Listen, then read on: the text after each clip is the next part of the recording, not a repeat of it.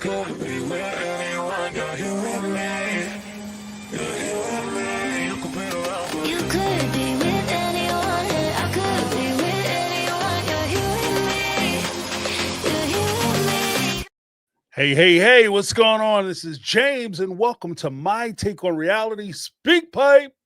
We're going to have a good time tonight, guys. We got some really good calls in, so we're going to run through those calls. We got those good calls per usual. Hopefully, everybody can see me and hear me. Drop those ones in the chat. I see some ones populating. I got the ones. Holla at your boy. What's going on, Kathy Ferran in here early? All right, I see Lizzie B drop the big thumbs up. Awesomeness. Welcome to the show, guys. We are going to have some fun tonight. And let's be very clear. There were some things that Mr. Browntown, Cody Brown, talked about during that last tell-all episode that I think we're going to have to go over and cover.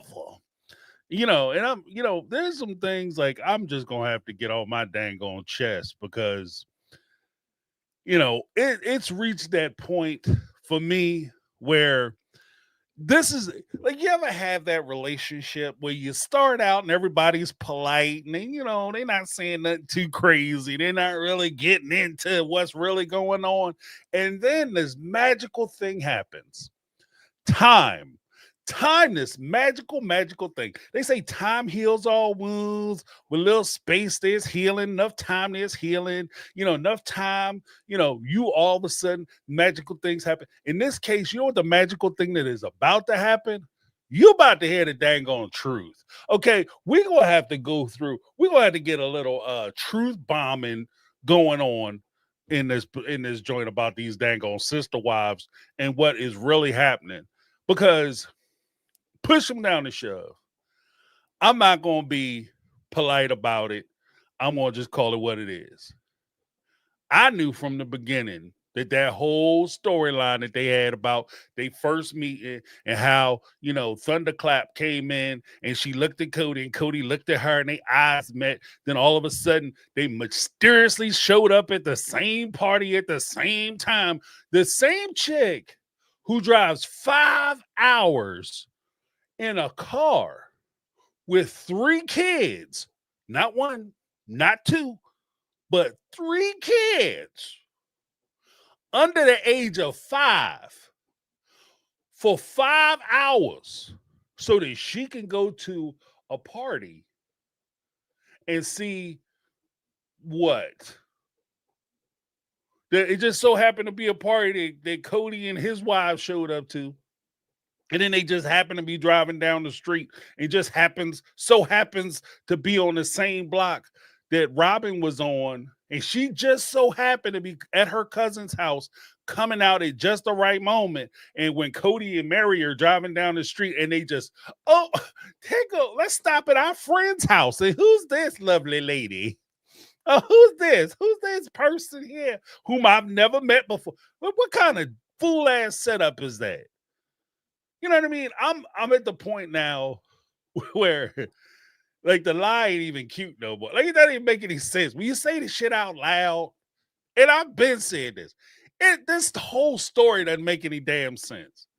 Like I believe in kismet. I believe things can happen and like, there is a mystery to the universe. I think that is a thing. But do I think that you're going to drive 5 hours, 2 weekends in a row, and just so happen to run into the same dude? And who the hell, like, look, I don't know how good your church is. Like, I've been to some banger churches. Like, back in my young days, I was a kid. Like, I was curious about a lot of stuff. So, not only would I try to find out about lifestyles and things like that, but I was very curious about religions. I've been to a lot of different faiths. I've been to a lot of different churches. I've been to a lot of different places, right? And in some cases, I've gone places, like I might go a little out of my way, to experience some things, go see what go to a mosque or go to a temple or something to see how the other half lives. But I by the time I was in 5th grade, we went from Baptist, my family went from Baptist to Catholic, mostly because I went to Catholic school, right? And that was part of our obligation. Anybody who know. If you go to Catholic school, at least where I'm from, you have to attend Sunday services. It's a requirement. It's not even like a thing you can kind of do. You have to go. They give you like these. They used to give you envelopes, and you put your name on the envelope, and they would check to make sure that you went to. It's like basically a Sunday roll call, right? So you have to go to church. So I grew up in a Catholic church, and I was a kid who was very outgoing. So I got involved with the Catholic youth organization from my church, became a part of that leadership. And as part of that leadership, I was exposed to the opportunity to go out and see citywide. So I was connected into the Catholic Church citywide, and I was going to a lot of the meetings and, down like at the central offices and stuff. I was connected, right? Never, not once, did I go to another Catholic church to see what the service was like. Never, not once. And even if they could have had like a banging ass choir, like this choir, boy, they set it on fire. They got the bass going, they got the drums and stuff. Dude got a whole kit. They be rocking out, guitarists be doing like a 20-minute, Jimmy Page / up there like Bon Jovi, rocking out. I'm not going to that. I don't know. Maybe I might go once. But that church would have to be like 20 minutes, 30 minutes away. Never, not once would I think or even consider driving 5 hours to go to something that's around the corner. So that whole shit don't make no sense to me. It doesn't make any sense. Like the whole time I'm like, would you do that, James? And you was young and single. You didn't have no responsibilities. And now that I'm an adult, and I have children of my own, I'm going to tell you right now, I'm going to look down the barrel of the camera and say to anybody's face, there is no way in the world I'm getting in a car with 5 kids under 5 and drive 5 hours anywhere. I'm not driving to no church for 5 hours. I might not look, I wouldn't drive to Disney World for 5 hours. If I was that close to Disney World, I wouldn't get in my car drive to Disney World for 5 hours with 3 kids under 5. And that's some shit that's going to be fun. Not saying the church can't be fun, but y'all know what I'm saying. You church people know what I'm saying. You crazy. So yeah, I don't believe that story at all. So we're going to have to talk a little bit about that story. We're also going to go through this Sunday for the call-in show, guys. I'm gonna do a little segment. Maybe I'll do it like a little bit before the show and do like an independent video. We need to talk about this song that inspired Cody. And, she laid me down into a rose bed of trust. The rest of it. And then I was swept away with nothing more to say. You know what I mean? Because it was a song. It's a song from a band called Live. It's a really good song. Like the song is a banger. Okay. It's called Dolphins Cry. This is the name of the song, which is ironic, especially being as though your wife is consistently being picked on because she cries all the damn time. And if you watch the music video, guys, go back. YouTube is available. Go watch the video. It's called Dolphins Cry. It's from Live. And it's in the video, he talks about like, he's out there singing, dude, bald as an eagle, which is also funny. Like Cody, like he has no sense of like, who picked that song for you, bro? Like that one line is dope. Like she laid me down into a rose bed of trust. Basically he didn't say she laid me down into a rose bed of trust. What he said was, I pulled up the lyrics. What he said was, the way you bathed in light reminds me of that night. God laid me down into your rose garden of trust, and I was swept away with nothing left to say. Some helpless fool. Yes, I was lost in a swoon of peace. You're all I need to find. So when the time is right, come to me sweetly. Come to me. Come to me. right? And then later, and this is the crazy part, because again, he talking like, she laid me down this road, but I trust this road God I trust.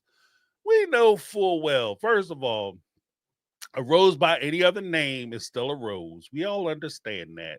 But the roses have thorns. And this one is about to stick your ass. 1, 2, let's go through it. Okay. Like, will it smell like roses? Yeah, you know what make roses smell so sweet? When you coat them in manures, which means they're basically covered in shit. So this whole story is pretty much covered in poo-poo. Okay, it's got the poo-poo doo-doo. Now, there's another part of the song that I thought was very interesting, where he talks about like the whole Dolphins Cry. Like, we gotta get into the thing too. Like, in the elements of the music video, he's standing in the middle of the street singing a song. Love lead us, all right. Love lead us, she will lead us. And he's out there singing, and they rocking out hard. Dude bald headed as the day he was born, Cody. And then he's out there and he's singing, and like all of a sudden, everybody's feet start getting wet. And they turn around, and the whole city is about to be covered in this water. Like, this water just coming out of nowhere. And he's like, the Dolphins cry. So you saying that your wife cries so much, she about to start drowning fools? Like, this, the whole city is covered in water. And everybody start running for their life. Water. She crying again. And then all of a sudden, the whole city get took over by these big-ass waves. And the dude standing there, he just take it to the chest with the waves hitting him all up in the face. And it hit him so bad, he got to get up. The whole band got to get up off the ground because they covered in wave water from the Dolphins crying or from Robin's cry. I don't know. Why would you? Is this like maybe Cody's way of throwing a little shade on her? Like, is he throwing shade on her? Let me know in the chat. But there's a part of the song.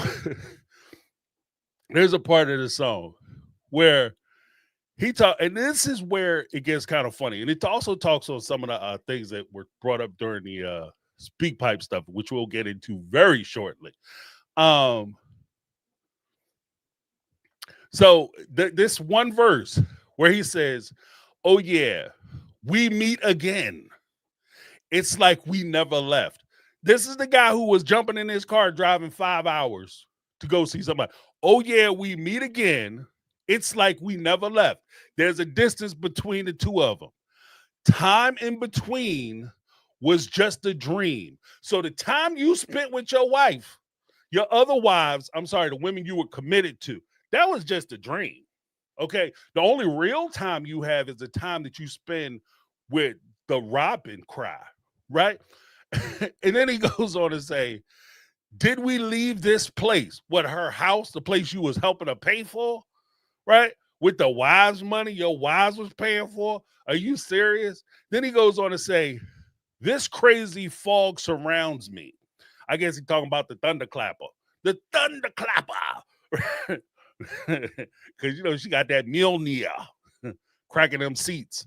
So he says that the fog surrounds me.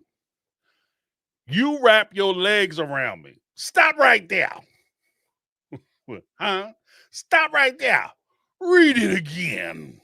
It said, this crazy fog surrounds me. You wrap your legs around me. All I can do is try and breathe. Let me breathe so we can go together. Read it one more time, James, because I don't think they heard you. I don't think they heard you in the back row, bro. I don't think they heard you in the back row. What did he say? What did he say? He said, the fog, this crazy fog surround me. You wrap your legs around me. Oh, but I don't like talking about no sex stuff. I don't want to get too personal in my business. I don't know why you brought this song. Why would you bring this song up? You talking about I'm about to break off. Dude, you might as well play Smack That or something. What are you talking about? Smack that out on the floor. Smack that. Take me some more. Are you crazy? Back it up. Like, what are you talking? What is going on? From the window to the walls. What are you doing? Who told you to do this as a song? This is nuts. Like I have songs that I connect to my family members to. And maybe it doesn't fit exactly, but I don't pass those songs off. Like it's like weak sauce. If you can quote a song, you can quote a poem. It's kind of cool that you have something that you can quote and you say this is from, like, for instance, there's two songs that I have. I think I've shared this on the thing before. With my daughter, right? It was two songs that I used to sing her all the time when she was first born. The first song is a song called Sarah Smiles. Now that song whole song doesn't apply to my daughter. I just swapped the name out for my daughter, and it was My Daughter Smiles, right? And there's a part of it you know where he talks about like how connected you are and how you hurt that smile just makes your day. Right. And I used to sing it to her like I'll be, little baby, and I'll be singing and rocking and singing that song. Right. I get it. That whole song doesn't apply to a parent's love for a child. Right. So that's how I explained it, is how I would explain it. I wouldn't say, yeah, my daughter Sarah Smile. Like, no, because that would sound crazy. Right. You have to change lyrics in order for the song to work for a parent to a child. Right. I have to change lyrics, which I did. Now, there's another song from Stevie Wonder, and I've said this before. It's called As. And he talks about, they talk about dolphins too. But they talk about when the dolphins fly and the parrots live in the sea, I'ma love you always. Like, when the water covers the mountains high, I'ma love you always. When 4 times 4 times 4 is, 8 times 8 times 8 is 4. That's how long I'm gonna love you. I'm gonna love you till the days when there are no more. Like that, like my love for you is eternal. Like that song, even now I'm getting kind of misty. That song is powerful to me because to me, that's a parent's love. Like that's how you love your kids. You love your kids so much that you love them to the end of time. No matter what happens, it's me and you, and I want you to understand it. Right? Cool. But I wouldn't get up and be I would be singing songs, especially I'm supposed to miss the Holy Roller. I'm not gonna get up and start singing songs about how your legs gonna be wrapped around me and I'm gonna lose time and especially when you dropped the bomb that you was already in love with her and only her. You dropped the bomb that you was driving 5 hours. We knew that, but you talk more extensively about how your relationship and you guys had connected even beyond that. And then you dropped a whole like hint, like people wasn't gonna be able to figure it out. Like, this isn't even a song. Like, please understand, the live song, some people may be too young for it. It just wasn't into alternative rock, which is what this is classified as. Maybe you weren't really listening to the words or you might have missed it. Okay. But this song was like crazy popular. Okay. This song was the song for like a summer. Okay. Dolphins Cry. So you had to know other people would hear it. That'd be like me if I jumped in and started singing Kendrick Lamar's that song he did for the Super Bowl, where he talking about A minor. Like most of you might be like, oh, I don't know what James is talking about, but there's a good amount of you that's going to know what I'm talking about. And if I'm popular enough where I got YouTube channels and Twitter people and Facebook folks and social media covering things that I say, I can't pass that off as just me. This is something I came up with. You know what I mean? Or I'm sitting here talking about, well, Billie Jean is not my lover. She's just a girl who thinks that I'm the one. But I'm going to tell you right now, that kid, he is not my son. That's Billie Jean. That's Michael Jackson. What are you talking about? Oh, that's a poem I wrote on my way into the live tonight. That's Billie damn Jean, you fool. You're not tricking. No, you had to know we would know what the song is about. That's Michael Jackson saying that he ain't the baby daddy. He pulling a Maury Povich. That's what's happening in Billie Jean. So I wouldn't be like, yeah, this is the song I dedicate to my wife and my baby girl. my daughter, this was the song I was singing her whole first year. That says a lot.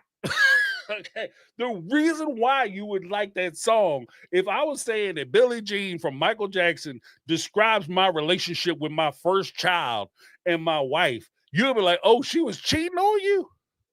Because that's what the song would basically be about. If I'm saying I'm committed to this woman and she had a child and they saying that the child got my eyes and it looked like me, and I'm like, that ain't my kid. That's Billie Jean. Oh no, but I love my children. Come on, man.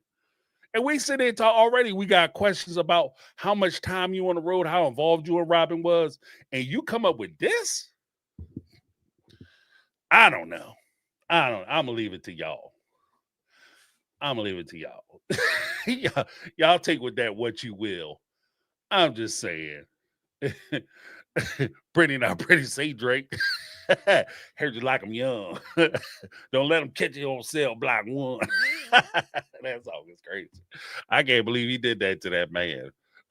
That was like for those who don't know, this guy named Kendrick Lamar made a song about another rapper, and he called him basically a PDF file. And he kind of came with receipts, so it was kind of rough. It was a rough piece, you know. And he dropped some crazy stuff talking about A minor, and it was pretty tough. It was a tough song. Like, if you listen to the words or just download the words, YouTube, not YouTube, well, YouTube or Google, just Google the lyrics. That shit was rough.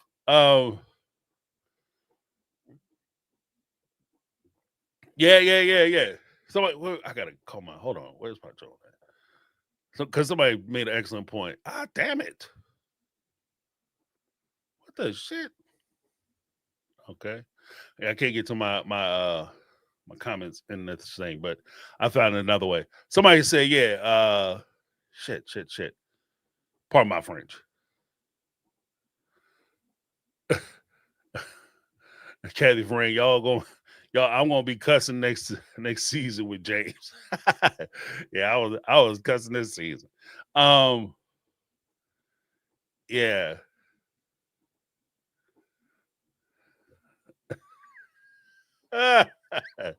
Kathy. Don't put that up. Yeah, you know what? Because the whole thing is, yeah, Tina. Didn't he also call himself a fool for Robin? Also in the song, yeah, because there's a lot of the song that I think he tried to extrapolate, and this might have been something that he was listening to, might have caught a couple verses, or he might even sing it for karaoke. You know what I mean, or whatever. And he's like, yeah, this is me and Robin's song. Love lead us, all right. You know, and you all got the guitars rocking. Like I said, it's a good song. It's a good, really good song. I might not sing it if I was in a polygamous marriage and I got other wives. You definitely don't want to be sitting there talking about how you prefer one wife and another wife. That's just crazy. So, but then again, Cody's not really known for a whole lot of discretion. Okay. I am going to pull up some of these speak pipes. Let's get into the speak pipes, and then we'll come back to some other stuff. We have time.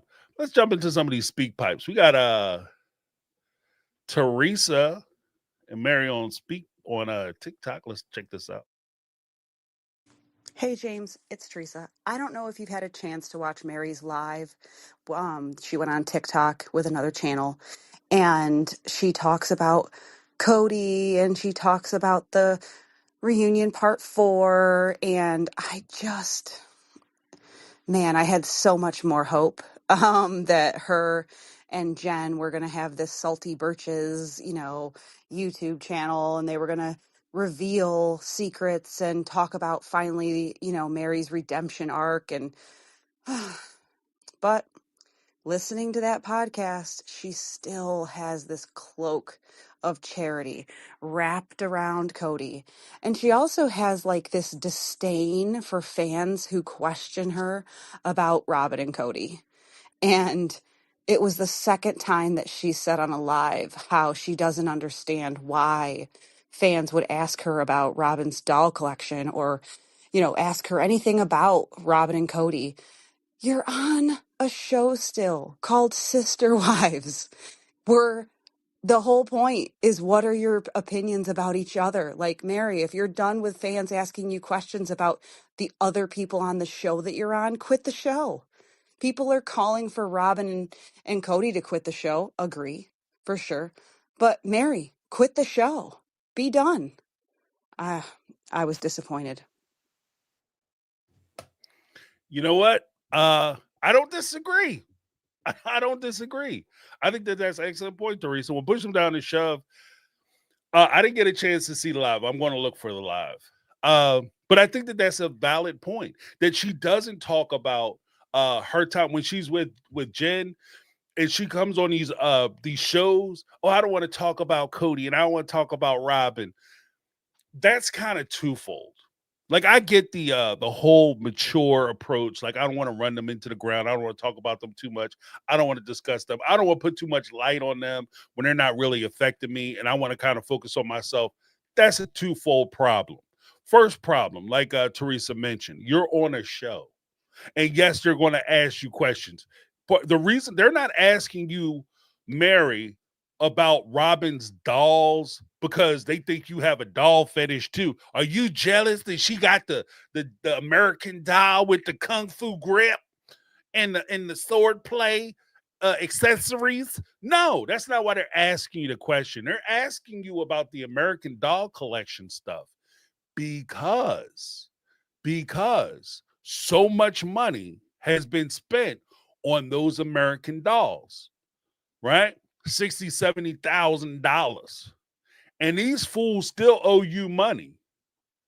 So yeah, if somebody walked up to me and said, yeah, your neighbor, he's out there cutting the grass every week. His lawn looks amazing, and in fact, his grass looks better than your grass.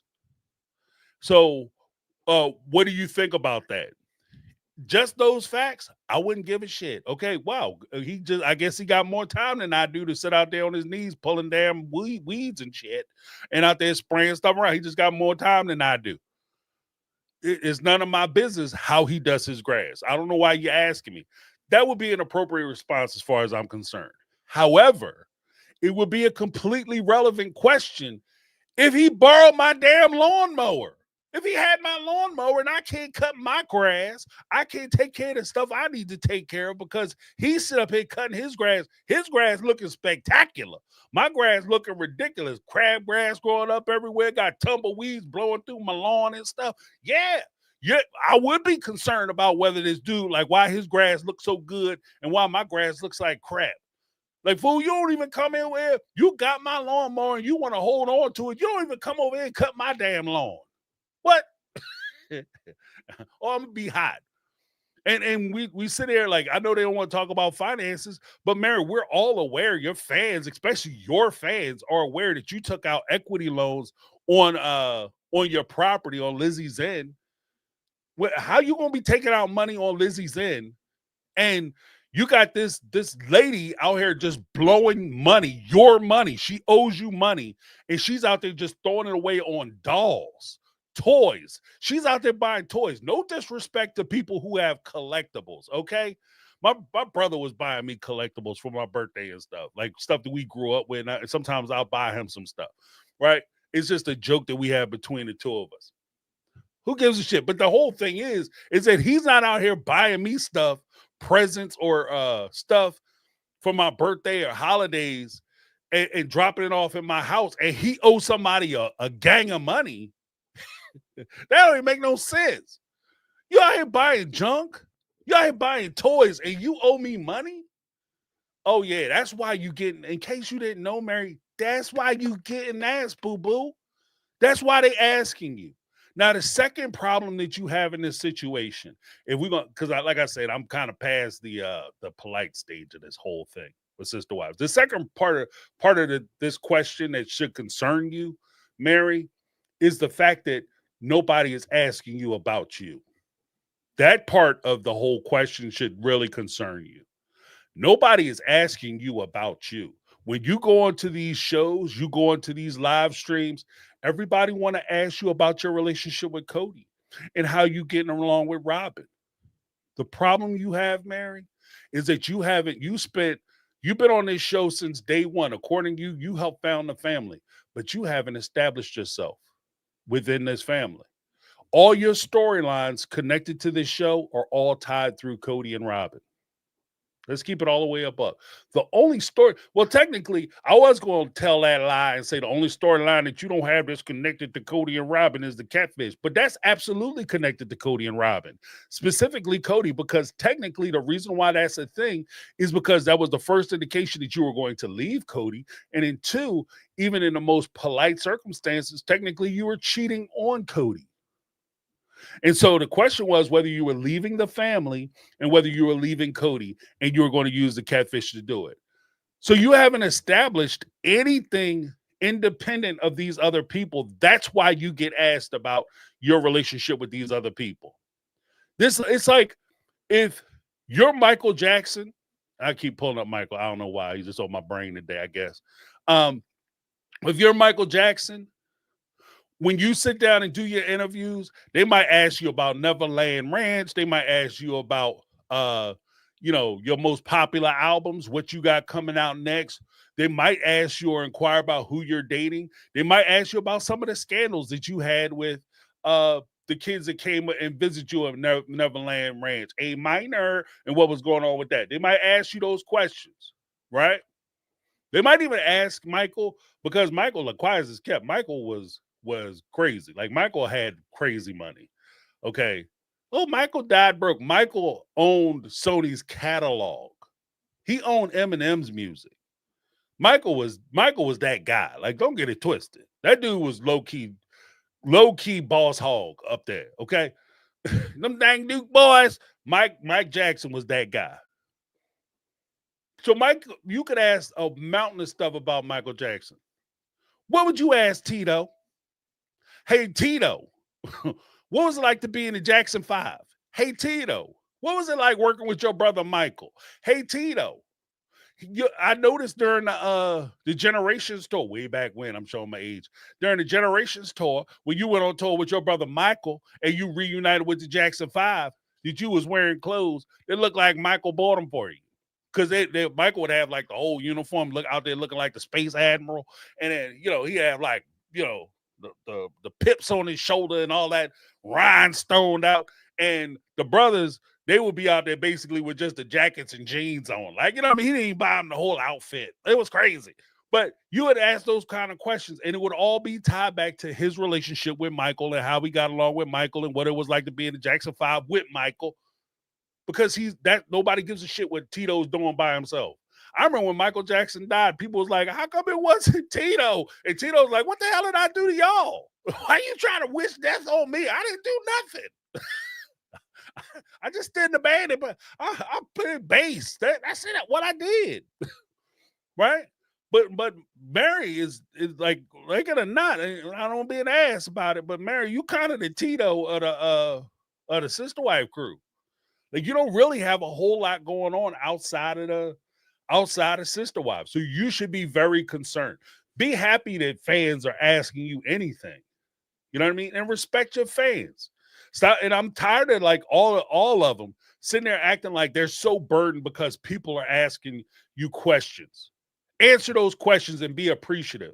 Because let's be honest, without these fans and without these people tuning into your show weekly, what would you be doing? And this is for everybody. What would you be doing? Because everything that you guys have going on is a direct result of your involvement with the show. So you should be very appreciative of these people who took an hour out of their Sunday nights to sit down and watch your ass on this show. And let's be 100% honest. And as I've said before, and I will stand on this shit, if you guys' show came out this season, or last season, season 18 or season 19, it came out in those 2 seasons, and that was the first year 1 or year 1 and 2, your show would have been canceled after 6 episodes because you've been mailing this shit in. You haven't been talking about anything for real, for real. You aren't even making up real storylines anymore. We're talking about stuff that happened like 5, 6, 7 years ago. You guys went to Arizona. You bought that land in 2015. That's almost a decade ago. You bought that land in 2000. You moved to Arizona, bought that land in 2015, 2016. Then you just got around, and that's the big storyline for season 18 and season 19. What are we going to do with Cody Pass? Cody Pass is up in the air. We don't know what we're going to do with Cody Pass. That land and that land dispute has been going on for almost a damn decade at this point. You guys aren't introducing new material, so you better be thankful. And like I said, like I can tolerate a lot of stuff, but what I will not tolerate and what I will not excuse is when you start to sit around and disrespect the people who putting food on your plate. If they putting food on your table and they making sure you and your family can eat, you respect them. And if you don't want to respect them, then you get what you get. Don't get upset. Point blank. So that's kind of where I'm at with that. Not to be all serious and stuff, but it is what it is. It is what it is. And I can't stand that shit. Like, don't disrespect your fan base. Oh, I don't want to answer no questions. Stop asking me about Cody. Stop asking. I don't know what's going on with Cody and Robin. You should be insulted that that's all they ask you about. And like Teresa said, they trying to. So many of the people, like when I talk to people who support Mary and are Mary fans, when I talk to them, right, they got your back. They want to hear Mary go off. They want to hear Mary stick up for herself. They love that shit when Mary sticks up for herself.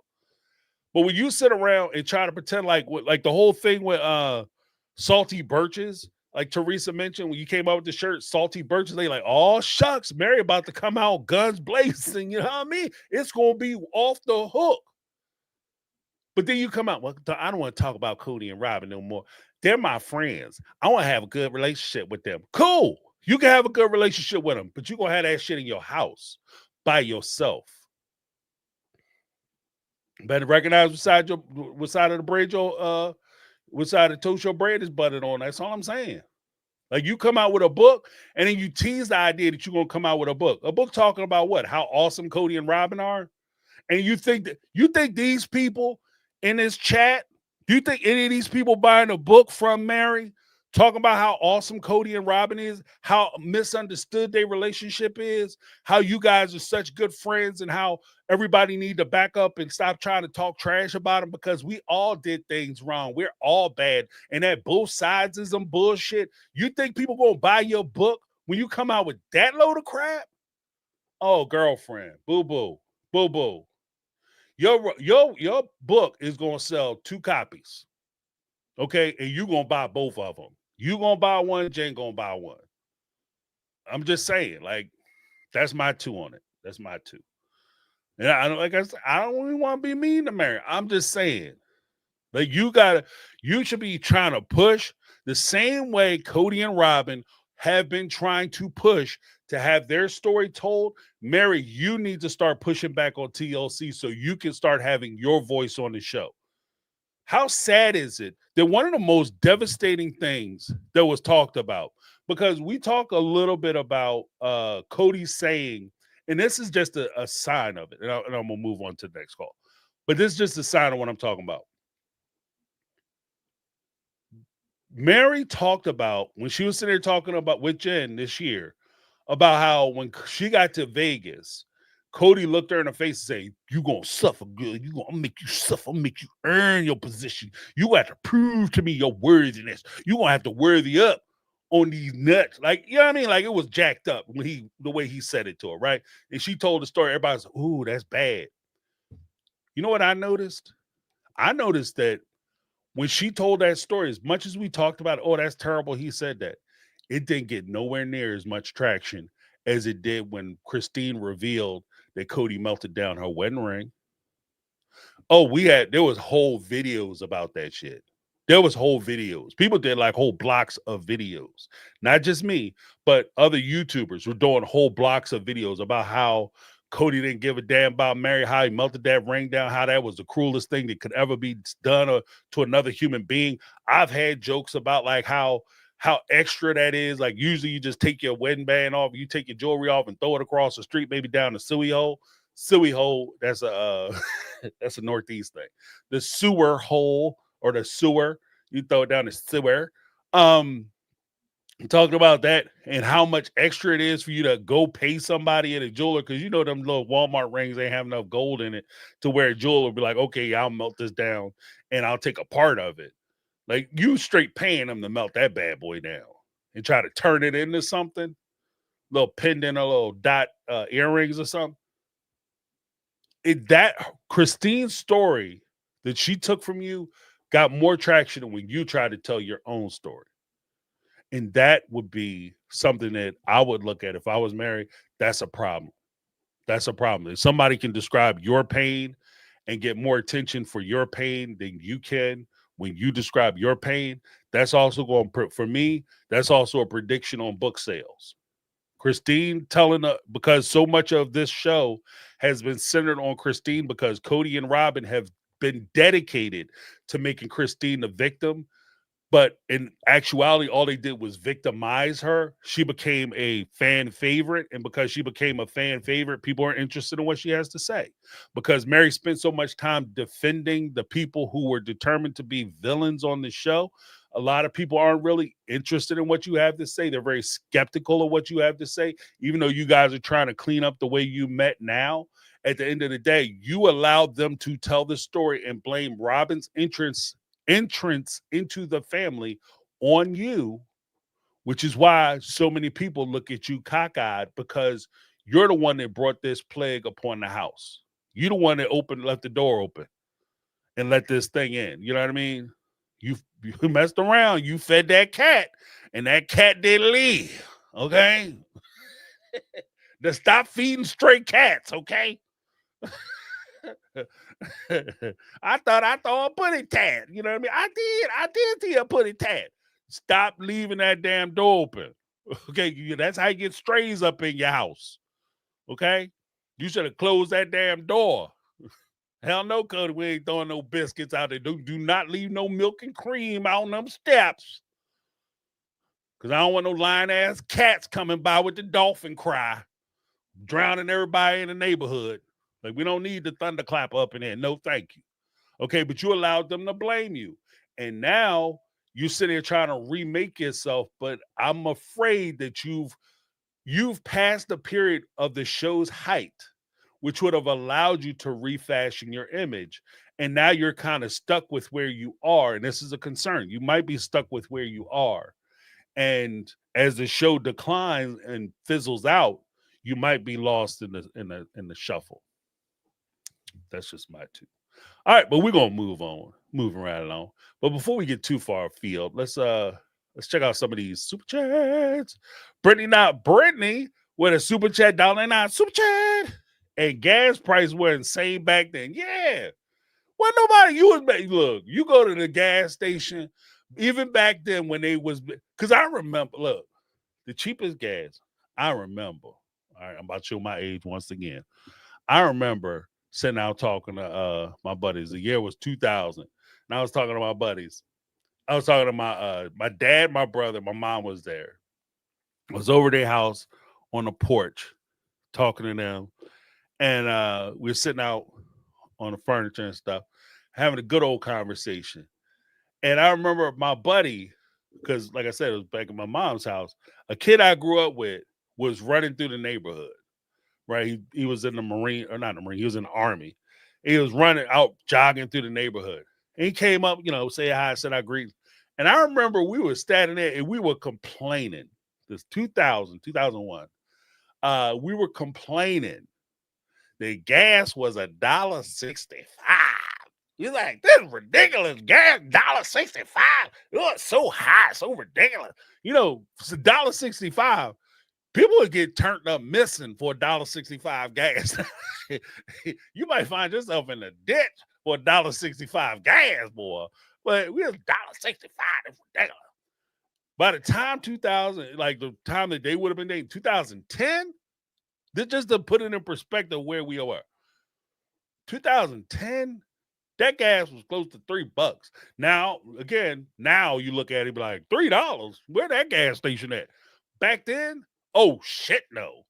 Oh, that gas was crazy high. Gas is high as hell. What the $3? Who go? You at the gas station making life choices. You making life decisions. Should I pay my rent or put a little gas in there, a little taste of gas up in my tank? You out there, look, you should not be at the gas station making choices, like them kind of choices. Do I eat this week or do I put gas in my tank?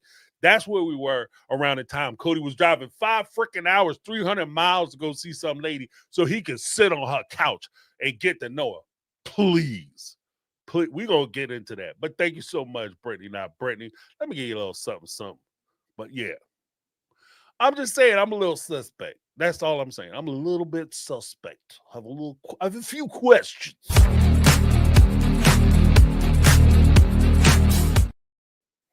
We have Tracy's fractured history. Member for 2 months. James, you're an awesome dude. Thank you, Tracy. You're awesome too. I'm just a reflection of your awesomeness, by the way. You know,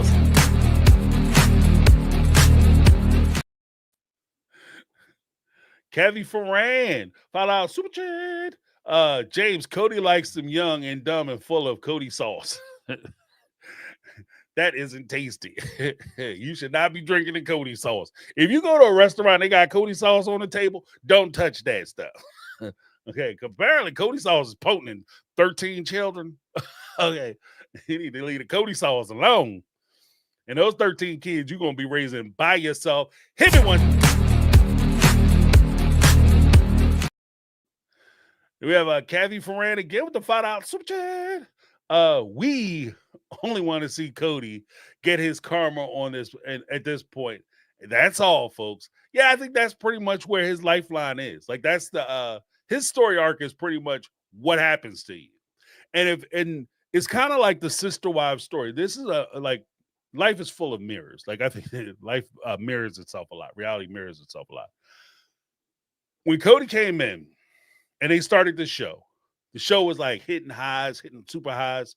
Then it started to peter out. Then all of a sudden, people got interested in the show when Christine talked about leaving. Like when the best thing that happened to Sister Wives show, the Brown family, was when Christine packed this shit up and put it in the damn garage. That turned this whole show around. And that was people were saying that the relationships had came to their predictions fruition. Like it came to full fruition. Yes, I predicted back when the show first got together that polygamy would not be a thing to do and it will not work out like you planned. And it's not as awesome as they presented. And these women need to get free. And so by season 16, that's basically what the reality was. And that was the realization that it didn't work. It wasn't a perfect lifestyle. And these women were starting to break free. High point where the show is starting to fizzle back out again now, and they've experienced some drops in numbers, so they've experienced some loss. Crazy part, they've experienced some losses. The show is starting to drop a little bit, and the only thing that might turn it around, ironically, is watching Cody get ripped apart. Cody and Robin getting there just due that's what the fans are waiting for, just like fans were waiting for Cody to get left. So the ironic part is his good fortune of having the show continue would be tied into his bad fortune or misfortune of losing a shit ton of money, losing his wife, Robin, who's basically going to take a shit ton of money. And either way, it's all bad for him. So it's a weird place. It's a weird place. Thank you very much, Cody. But thank you, Kathy Ferran, for putting that in there. And go ahead and watch.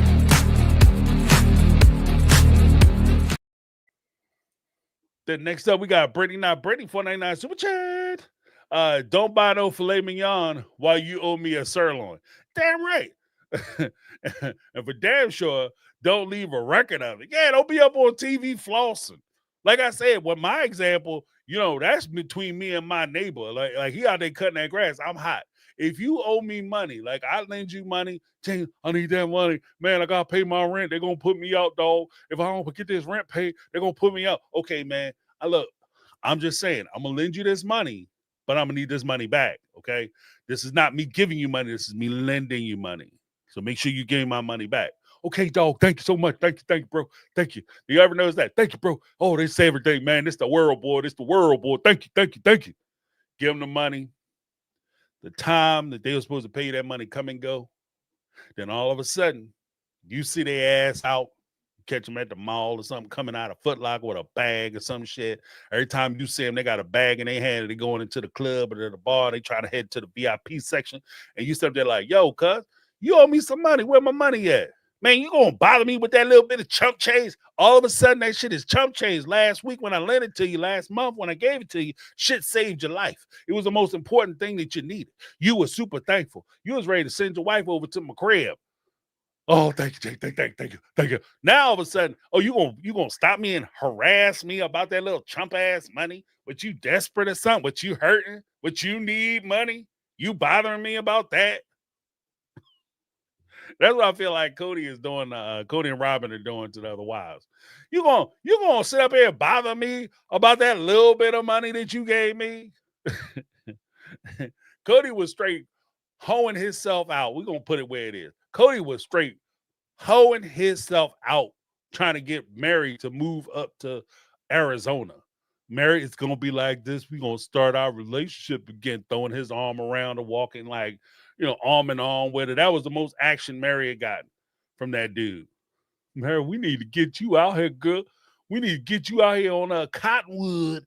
This place you want to move, girl. We need to get you out here. Go, come on, we need to get you sell this house, girl. I bet he didn't get ass out there before she sold that property and started talking about that. I'm not coming. I'm waiting for you, Cody. I ain't coming. I bet you wasn't doing that shit before that house sold. Before that house sold, girl, we need to get together and work this out, girl.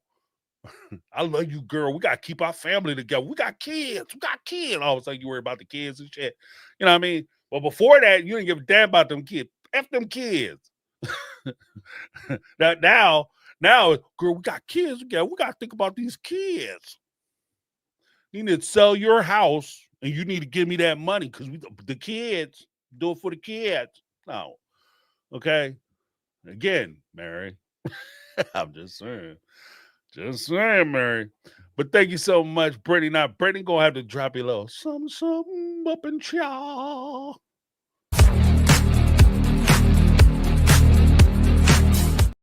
All right.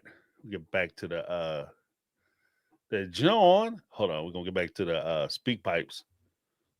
Now that we won in. What are you doing, James?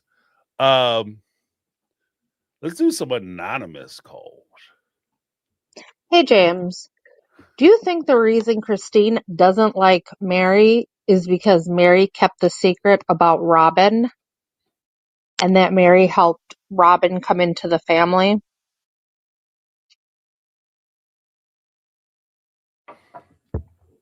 I think that the reason why Mary doesn't like Christine is more based than that.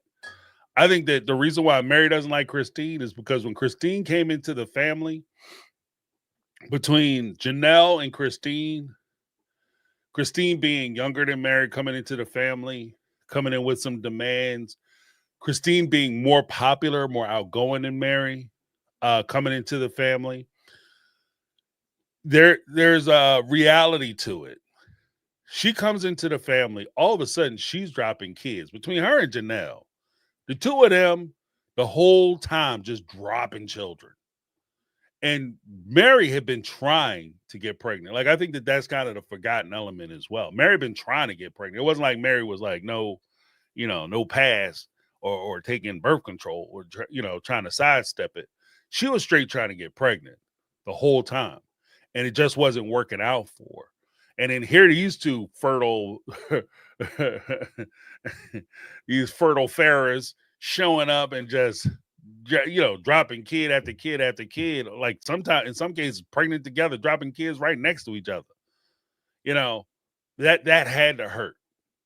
That's a lot for anybody, especially somebody who is as tied into this relationship as Mary was. And even described by the book, one of the things that really stuck out to me on Becoming Sister Wives that Mary had talked about, she had talked about how shy she was. And her and Christine attended the same church, right? Her and Christine attended the same church. Christine said she had no idea who Mary was. Like the whole time Mary was part of this faith, she had attended church with Christine. And Christine was like, I had no idea who Mary was until she showed up with Cody, something I wanted. Like, you know what I mean? So she essentially met Mary, like she'd been in places with Mary and around Mary and probably talked to Mary at some point, but she didn't notice Mary and she didn't remember Mary until Mary showed up with Cody. So technically, you know, for Christine knows Mary is Cody's wife. So that had to be a problem. That's going to create problems or issues, I think, within the family. But yeah, that's just one of those. Like, there's a ton. Because of the complexity of the relationship, there's probably tons of reasons why they didn't like each other, why Mary didn't respect Christine, and vice versa. And the two of them didn't get along. The question of like disciplinarian, was Mary more of a disciplinarian of Christine's kids than Christine was? Was she too tough on Christine's kids? Sometimes you have somebody, and this could go both ways. You could have somebody who say, Christine want to handle things one way and Mary want to take it to the next level because these aren't her kids, really. These are basically like step kids, and she might be more willing to do more stuff to them, be more extreme with them because these kids aren't necessarily her kids. She could be angry because, she wanted to have more kids, and every time you turn around, here they come with more stuff, throwing it, and you feel like they throwing it up in your face. So you might get more aggressive and take it out on the kids. That's a possibility. Another possibility, the same coin, different side, might be you have some parents who are very lackadaisical when it comes to their kids. Their kids can do anything they want to do, and the kid can do no wrong. And you like, look, your kid, you got some badass kids, Jack. We need to straighten this out, or it's going to be a problem. So you become more of a disciplinarian.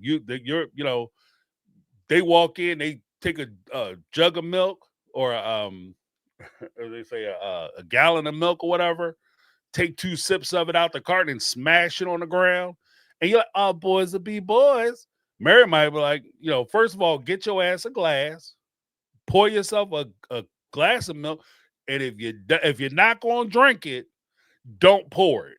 So I'm tired of coming in here and got glasses, like half full glasses of like products around the living room, whether it's juice out the jug or leaving the jug damn empty. That's Southern. Leaving the damn juice jug empty. Or you empty in a pitcher, pitcher, however you say, right? You leaving a pitcher empty, whatever. And you got you take 2 sips of the juice and put the cup down and walk off, go back outside and come back in and pour yourself a whole new fresh glass, because you got to have a full fresh glass every time you take 2 sips. Bump that. What you're going to do is you're going to pour enough to where you can drink that. Then you're going to put that dirty cup aside. If you plan on coming back and you come back to that cup, if you don't plan on coming back to that cup, what you're going to do is you're going to finish that juice or that milk or whatever the hell it is. You're going to carry your happy ass over to that sink. You're going to wash that cup. You're going to push it in that dish rack is what you're going to do. Right? That's what's going to happen, fitting to happen today. You know what I mean? The maid don't work here no more. And that could have been a thing. So we don't really know the ins and outs of it. So there's a tons of reasons why I think that they could have a problem with each other. But thank you for the call. Next up, where's my got another anonymous. Hey, James. Who doesn't love David? I love that he threw all polygamous men, especially Cody, under the bus. Yeah, who doesn't love David? You know what? I respect the fact that he gave his insight on polygamy.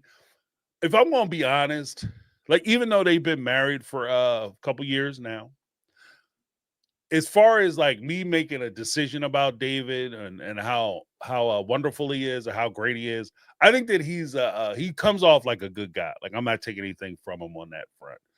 Comes off like a good guy. My only concern would just simply be that we don't really know him. And there's a possibility that they're doing him the same way they did Cody in the beginning. You understand what I mean? Like they did Cody in such a way where Cody is so great, he's so amazing, he's such an awesome father. And then later on we discovered it, he's a terrible dude. And that's kind of where like kind of the same thing that they're doing with David now. So that's my only concern about David, really. And before I jump on the he's awesome train. Like, but I do agree with a lot of the things that you say. Like it's very easy for and it's not just polygamous relationships, because I think people get ruined in monogamous relationships every day. You just get with the wrong person and you're with the wrong person for too long, and they jack you up, they mess you up, and so you have a lot of demons to deal with regard to that. But thank you so much. Let's do where's that at? You find it. Here it is. Hi, James. Something has hit me really, really quick. Has anyone else noticed that Mary only goes after Christine? She never goes after Cody. She never goes after Robin. I think when she used to go after Janelle and Janelle left Cody, I think Cody stepped in and started laying down the hammer with her and Janelle because he really, really needed Janelle. I, honest to God, just feel like Mary only goes after Christine. She's so snarky with her. She's always critiquing and criticizing, but she does not do it with anybody else. Am I the only one that's noticing this? I can't be. That is a point. I never really thought about it that way, but you might be onto something. You might actually be onto something because I don't know if I think she's snarky with everybody, because even her relationship with Janelle was a little saucy, because when Janelle met with Mary, they talked about how they needed to get back together and how Janelle didn't like really confronting Mary. And it could just be like, if the more I think about it, it could be because ultimately, and this is just my first blush, and I got to really sit down and think about it. But my first blush on the situation could be the reason why she doesn't necessarily have to go after Janelle is because, initially I was like, well, maybe because Janelle is more logical and she'll come back on her. But realistically, Janelle was always the quiet one. So Janelle didn't want to create problems. She didn't want to create waves. So she kind of went along. She went along to get along. So in some form, in some fashion, part of the reason why Janelle doesn't like hanging out with Mary is because Mary dominates her, right? Whereas Christine might have been given extreme pushback to Mary. And maybe she went along with some things, but she might have been the one that was like, if Mary came in there and was like, you need to get a job, Mary and Christine's like, look, I'm taking care of all these damn kids. I can't work a 9-to-5 traditional job all day because who's going to watch all these kids? Mary has one child. So she says, well, look, I could pay for daycare. Yeah, but the rest of us can't because we got 12 other kids. So no, that's not happening, or 11 other kids at the time. So no, that's not happening. So that could have been a dispute. You know what I mean? And there could be also, as much as Cody talked about, like, it was interesting, the conversation that they had during the tell-all where they talked about respect levels. And Cody was saying, basically, I don't respect Christine. I don't think that was a sentiment that was only held by Cody. I don't think that any like when you look at the original family, sans Robin, excluding Robin, I don't think that they really respected Christine. I don't think anybody respected her. I don't think that Janelle respected her. I don't think that Mary respected her. And I certainly don't think Cody respected her. So, if you have somebody whom you don't respect approach you or question you, that could create problems. So I think that some of that issue might stem from there. And like I said, this is just my first blush on it. Never really thought about it, but it's a really good observation. And I'll have to look into that. I have to look into that. But thank you so much. Here's another call from anonymous. Another anonymous. Like these people, I don't know if they're all the same. And clearly some of them aren't. So it is what it is. Hey, James. So I just got done watching The Last Tell All. And so here's what I've noticed. I know how we say that Robin does not say much, or she tells nothing, as we say. But now this part, she has said more than she should. Let me explain. So, in short, she either says nothing at all, or she says a little too much, like TMI much. And I noticed that with Suki this one, on this one, when Robin says about the kisses and about the engagement and so on, Suki kind of cuts her off and says, okay. I don't know. Have you noticed that, or it's just me? All right. Have a good day. Bye. Happy Father's Day, by the way. Belated one. Thank you for the happy Father's Day wishes. Appreciate that. Yeah, I tell you what, I I think it's interesting that because Robin does the demure victory. So she sits there and pretends like she she sees everything as a win. When these other women talk about their pain, their suffering, how Cody ignored them, she sees that as a win. Well, Cody wasn't ignoring me. Cody did this for me. Cody gave me the luggage rack. I don't know why that's even a big deal. Of course I took the luggage rack. You know what I mean? Which is her way of humble bragging. Like I said that night we watched it during the after show. That's a humble brag. That's a straight up humble brag. You know, like if you are dating somebody and she dated, like she has 3-4 exes, and somehow you find yourself in a room with the exes and they talk about, man, she'll never make me nothing, boy. Like I come home, damn pots and pans be cold as hell. There's nothing in the kitchen, nothing delicious. She don't never make me nothing. She told me she independent. And her current boyfriend look at you, or boyfriend husband look at you and be like, what? She don't make you nothing. Dude, she makes me delicious foods every day. She make me so much food. I be like, babe, don't make that food. We got leftovers. And she like, no, because you a real man. I'm gonna feed you. you gonna have to come in with the scruff later. Like, you know what I mean? Then all of a sudden, that's a straight up humble brag. Like she's doing for me something she would never do for you. And in this case, Robin is essentially saying, Cody, he's doing something for me. He considers me in ways that he would never consider you because I'm special. I'm all that. I see my worth. Like Barry has that worthy up stuff. Robin is essentially saying, without saying, that she already worthied up. She's like, this is old hat for me. Like this is something new to you. You know, valuing yourself is something new to you. But I've been doing that. This is why I'm a hero and you a zero. Like that's basically what the storyline is. And I think that that's really where she she kind of cuts on she cuts them without necessarily cutting them. She comes after them and throws shade on them without necessarily doing it. And then she plays a demure role. This also goes a long way in what I say and have been saying about her is that she's a person that there's an old saying, she throws stones, then hides her hands.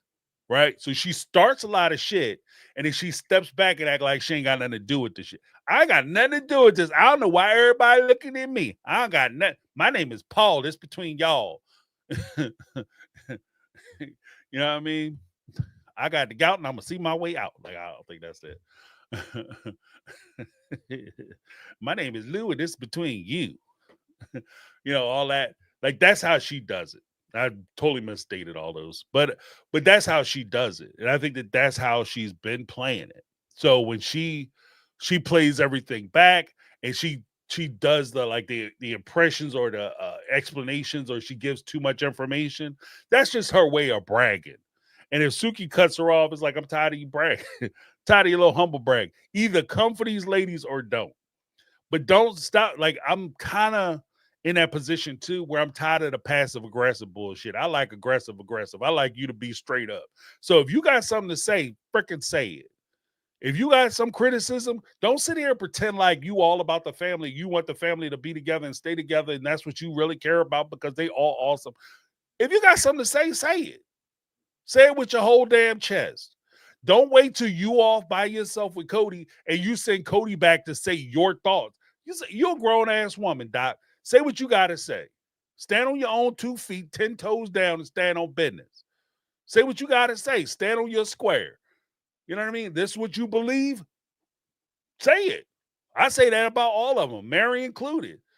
Mary, oh, I'm tired of it, yo. I don't know why these women got they out here complaining about Cody. I mean, get past it. You here with your husband and you talking about your ex-man. Lady, you can't determine how she deals with her trauma. You both went through a trauma with the same person because you were married to the same man during the same time period. Your way of dealing with it is sitting around talking to your friends and allowing your friends to talk shit about him. Christine and Janelle's way of dealing with that same trauma is to sit there and talk to each other about the ridiculousness of it. That makes you feel better. Because if you think about it, if you really pull it all back and just take away the social wife or the social wife, take away the sister wife context of it being on a TV show, if they were involved with an abusive man, and this dude was putting them through it, they might have little dumbass jokes about how, ain't you tired? Like you go places and he don't even give you the luggage rack. Ain't that stupid? That just show you how selfish he is. Oh yeah, then when he bring his he wants you to do his laundry and make his food, but then he turn around like, I'm tired of feeding them beans because every time I do his damn laundry, he got a bag full of tiger stripe drawers. Oh my God, it's ridiculous. And they both sit there and laugh and joke. They laugh and joke as a means and a way to deal with the trauma that they went through. Because I guarantee you they weren't laughing and smiling and joking when they were going through that pain. This is just a way for them to try to get past it. They're minimizing him as a threat so that they can move on.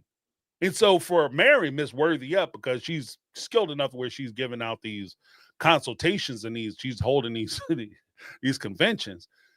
She doesn't, like, you don't understand that. That's why they're talking shit about him. It's not like they're trying to relive it. And it's also weird, too, because out of the three of them, if you ask me straight up, who's most likely to go back with Cody if Cody came back, it would be Mary. So it's a little weird to me that the person who's doing the worthy up stuff is the person most likely to worthy down and take this man back and jump right back into this bullshit ass relationship. Just my two. Maybe I went too far with that. I don't know. I don't care. It is what it is. It is what it is. It is what it is. But yeah, so I'm kind of in that camp. Let me see. Yeah, let that shit go. But you can't determine for somebody else how they deal with their trauma because this shit is traumatizing. Like, especially with the money aspect, we only see like the money aspect. We really focus on that because that's something we can calculate and quantify. But the things that Cody and Robin have put them through, the embarrassments, the moments of humiliation, like that's humiliating. Like Christine, just the stuff we know about Christine. For a man, your husband, not even a man, just some random ass dude. No, your husband to come back, get on national TV because he's so proud and so happy and so excited about being with this other woman. He gets on TV and tears you down for no fucking reason. Pardon my French. Ooh, drop the F-bomb. Ooh. Excuse me. Make my teeth white. But he jumps up there and says that about you for no damn reason. That he was never attracted. Not only was he not attracted to you, but you disgusted him. You disgusted him. There's a difference between, oh yeah, that shit wasn't cute, and you disgust me. And he did that for no reason. You know how humiliating that is? Could you imagine? And this is a person that you committed your whole life to. You tied your image, your identity to this person, and use week after week, time after time, episode after episode. When you look at those interviews, Christine never got up there and said, "Yeah, Cody, his feet stink," and that totally turns me off. Or when he wake up, this mug got fucking exactly. You know what I mean? His breath got the Zackleys, that old joke. His breath got the Zackleys. his breath smell exactly like his ass do. You know what I mean? Not pleasant. Okay, this shit is not summer breeze. This is winter's hellhole. You know what I mean? Like, this is not that dude. She never got up there and talked anything about him. They all sat up there and talked about what a great father he was and how he finds time. This guy who mathematically it would be impossible for him to be a good dad to these kids. If he's the dude who's jumping in his car every Friday, he come racing from work so he could jump in his car and drive 5 hours away and be gone the whole freaking weekend on the days that your kids are home and they have activities because they're involved in sports and things. And those sports activities, a lot of times, especially that wrestling shit, that takes place on Saturdays because Saturday and Sunday, them whole tournaments and stuff. So he's missing a lot of that because he's jumping in his car to do that. But they never complained about it. They never ran him down. They never took the opportunity to say, yeah, he's a shit pop because he doesn't do it. And Papa promises coming through saying he's going to be there for the kids, but he's never there. They never did that. But he took every opportunity to try to throw a little bit of shade on them. The best thing he said about them was, oh, they independent women and they strong. But that wasn't even a compliment to him. That was more or less pardoning him for being a part of what could be viewed of a relationship that could be viewed as a misogynistic patriarchy institution. So he did the whole, oh, these women really run me. I don't run them. I only people I'm in charge of is the kids. Maybe, ha ha ha. But then by season 17, you start to like the cracks in the wall where he comes out and start talking about, yeah, we're gonna have to get back to patriarchy. Back to patriarchy. Not try patriarchy, get this new thing, this new fresh out the box, got the new car smell attitude. No, he said we need to get back to it. So just saying. But check out another call from Anonymous. Then we're gonna mix in some of the name calls coming in with their name hot blazing. Next up we got Anonymous. Hey James, how are you today? Okay, so I'm gonna get right into it. So I was wondering, what do you think Robin's end game is? What is the goal? She's already got rid of the wives. She has Cody all to herself, has vast amounts of money. hint, hint. So what else does she want? Honestly. And just talking about the past and just reliving it is so painful to hear. Especially about the other wives, OG3, and the children as well. And her diabolical hand in it, with the exception of Cody, of course. But it's beginning to just went from, I don't know, I don't understand, I'm confused, to just seems like she's gloating or smug about it now. So went from just like, what? How could you be? What? We know, we see everything, to now I'm just mad. But anyway, so what do you think her end game is? All right. Have a nice day, James. Thank you. Bye. Awesomeness. I'm gonna be honest with you. Frankly, I think the end game is they want their own show. I think that's the goal. That's the ultimate goal. Robin and Cody want their own show. They're tired of talking about the OG3. They're taking a position that they're not going to talk about the OG3, which is why Robin is throwing that. I can't look at the screens. I can't. Oh my God, it's too painful. I can't look at the screen. She don't give a shit about that screen. She don't give a shit about them people. She don't give a damn about them women. She don't give a damn about them kids. Because like so many people said on here, like, you cry for everything. You cry because you nervous. You cry because you happy. You cry because you sad. You cry because you about to do some shit. You cry. When the Dolphins cry, when Robin cries, you cry. Drown the whole street of people, right? Cry. But then the second you, like, what kills me is there's parts of it where I see it's pain. Like I said, it's very painful to watch Janelle when she talks about Big G's, right? Because she's at a point where if you really look at it, even to say his name hurts her. And that's completely understandable. No shade, no bullshit. That's completely understandable. Right? Even with Christine, Mary, it every time you can see the pain on their face when they talk about him, when they think about him, when they deal with it. Robin, she talks about this dude like it's, like she went shopping for bread. Like I went down to Panera Breads, got some fresh breads. They got some fresh bread. That bread is good. That's my favorite bread. I like the toasty, crusty breads. She talks about it like that. And I watched this woman for the last 20 seasons cry about everything. And she couldn't squeeze one damn tear out about that young man. And and I get it, like, okay, I decided that I'm no longer going to be cry brows because they make fun of me for crying all the time. I get that. But this season, now this is the time you choose to stop crying. And if you're that emotional, the funny thing is, if you're that emotional, emotions are something that you can't control. That's why emotions are so crazy. Okay, they make you, they're not logical because emotions aren't logical. It's not something you decide to do. You don't decide like, I'm going to be sad today, excuse me. And I'm going to think about my person who passed that I cared so much about, and I'm going to be emotional. Like that's not how it happens.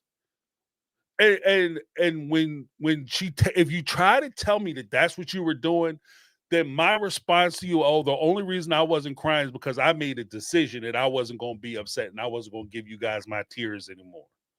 I'm all cried out or whatever the case may be.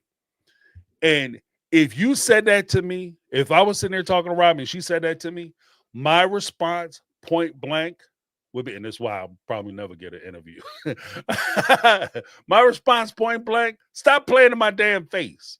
Stop playing in my face. Because that's not how shit works. You're talking to me like I don't understand how things work. I've had loss. I know what it's like to lose.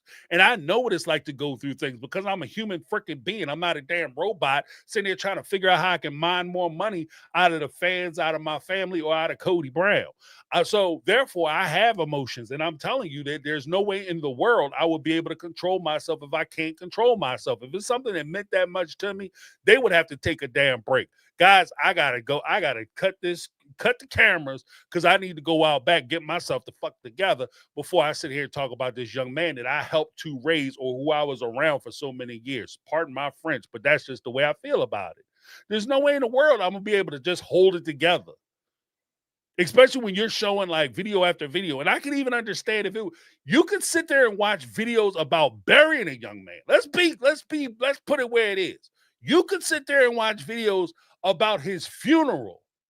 You can watch those videos, but you can't watch a video about Christine talking shit about Cody at a wedding shower.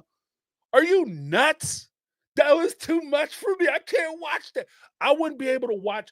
I get Janelle. I can't talk about Garrison. I don't want to answer those questions. I understand them saying that they don't want to talk about during the tell-all. But confessionals? The confessionals?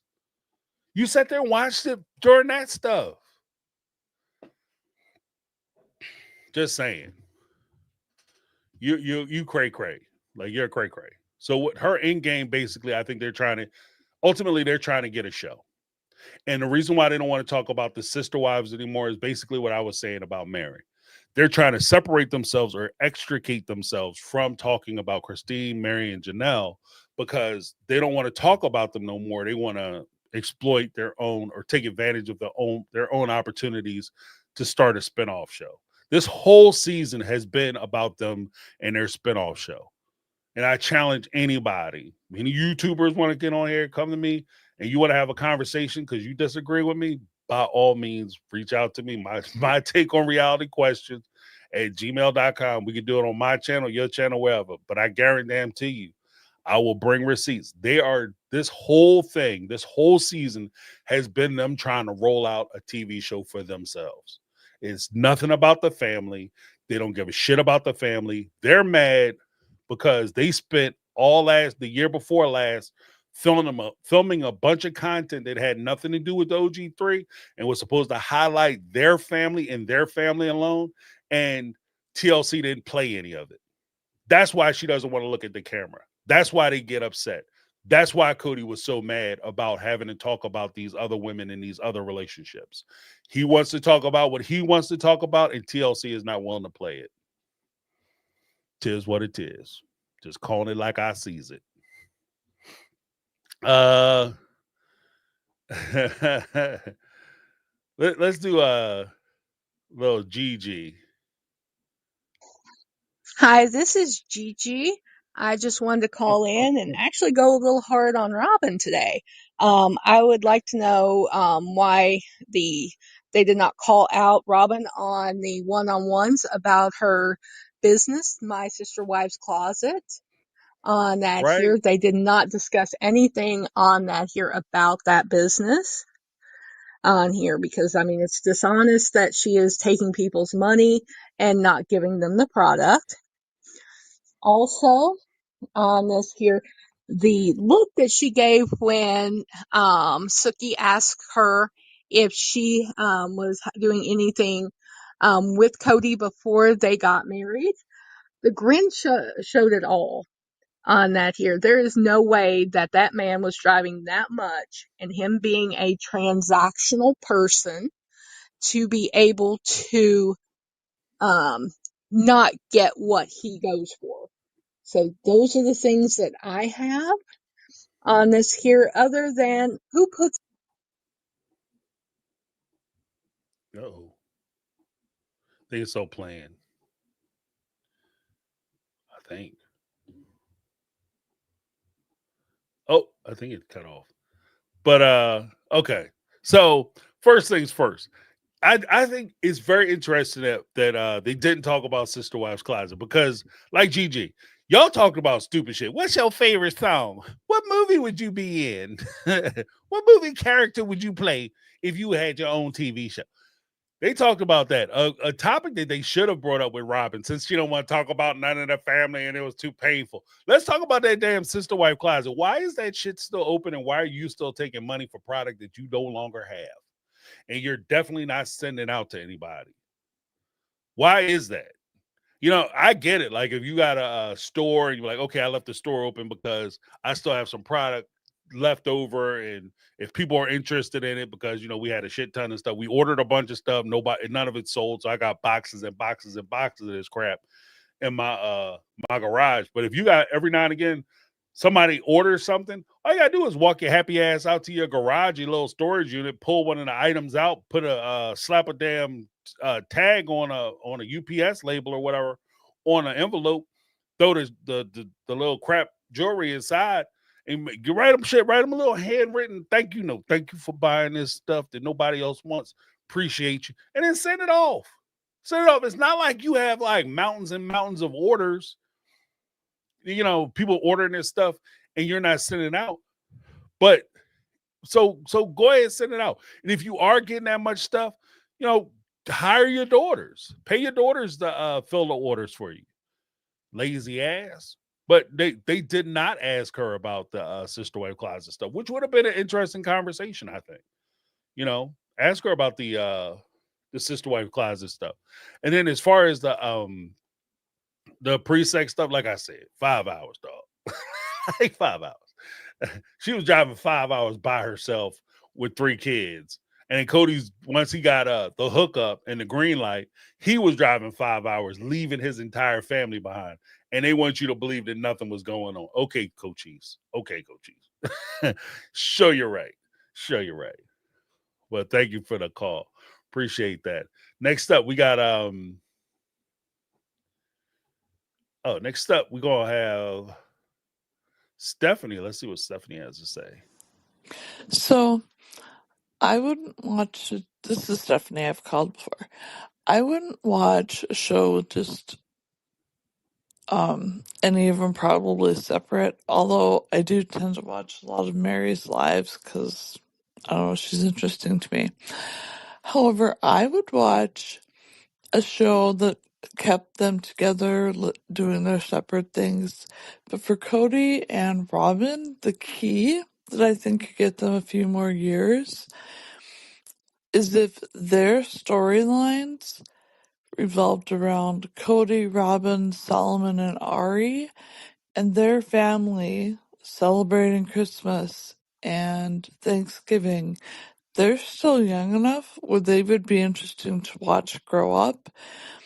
And maybe at some point as they got older, they'd want to develop sibling relationships with the other kids. I know Solomon and Mary used to be close. The other thing with Mary, I know Mary's close with Gwen and I think Aspen. So there are some overlaps there that I think it would be fun to watch a show with them. If they're all on one show, I think it could be fun. You know what? I respect that perspective. I respect that perspective. I love it when people call and give me a little pushback on things that I've said. Um, but I gotta be myself. Uh, do I think they could do separate shows, like a separate show, and they still have the natural tie-in? I don't think that the natural tie-ins they have will be strong enough. Like Mary, she could get along with Gwen, but Gwen doesn't want to do the show anymore. Aspen, I think it would be interesting to see Aspen because she's about to have a baby, and she still talks to Cody. But then you have the aspect of Cody of Robin. You know, when Aspen said, "How come you don't like me, Dad?" and Robin was like, "Oh, that's confrontational." Like, so you have that aspect, that built-in conflict. I think that that could be a show. As far as Robin and her kids, Solomon and Ari, no disrespect to those young folks, but the problem you have or the problem you encounter, it's very difficult to sell Cody as because in that respect, he wants to be he wants to have a redemption arc of being the great parent, of being the great father, the super involved father with these two younger children. And it's hard for for an audience to overcome the fact that he doesn't have a relationship with his existing 12 children and he will never have a full relationship with his full 13 because one has passed away and he was on bad terms with him before he passed away. So with the OG 13, it's hard to sell him as like the great dad when he's a great father to his two youngest kids, or he's hyper involved even with his three older stepchildren or children with Robin.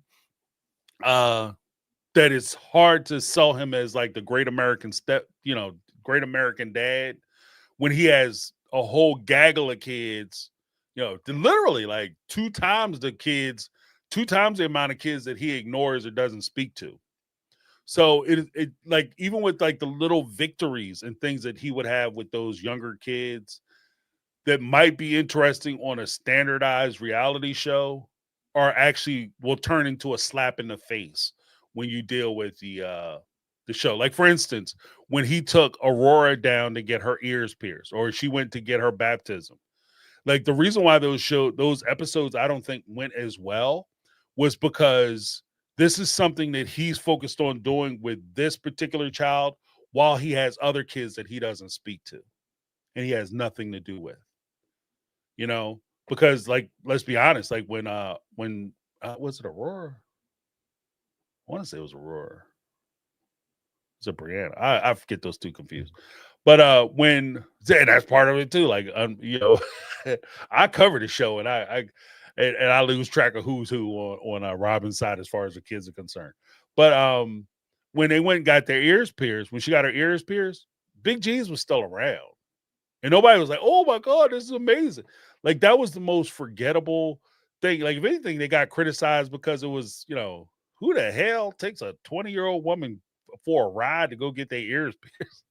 Like he rode with her like it was major surgery, and he was ready to put a child on a plane by herself to get back surgery. Like that shit is crazy to me. So like, but that's the I've said before, like we shouldn't go back that far back in time and judge Cody.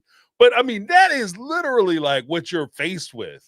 Like you would be watching him do for one group of kids something that he wasn't even trying to do with the other group of kids. And I think that in and of itself would discontinue any show effort that they had and disqualify him from being like considered a great dad. Like you're a great dad. He might be a great dad to these younger two, but I think that because he's such a shit dad, or as far as the show is concerned, I don't know their interpersonal relationships, but as the show projects them, he's kind of a shit dad to these other kids. So it's kind of hard to be like celebrating him and what he does as far as the kids are concerned. You know, It just is what it is. But thank you so much for the call. Appreciate love some pushback. And I can see TLC. And to your credit, I'll say this: I can see TLC trying it. I can definitely see them trying it because they don't want to let Robin and Cody go. So I could definitely see them trying to work them in the way that you had suggested. And who knows? Maybe, I know they probably have some of the interns watch some of these like YouTubers or whatever.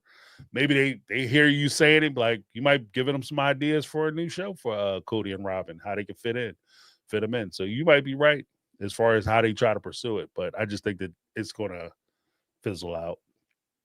But next up we got Candace. Let's see what Candace has to say. Hey, James, it's Candace. I'm just so sick of Cody, the way he talks. Like, he talks like he's from a Renaissance era. Like, he should be working in a Renaissance fair. My rose garden of trust with Robin. And just, like he belongs in a Shakespearean play or something. Like, he just thinks he's so important and he's a word wizard. And he's so ridiculous. I just laugh. Anyway,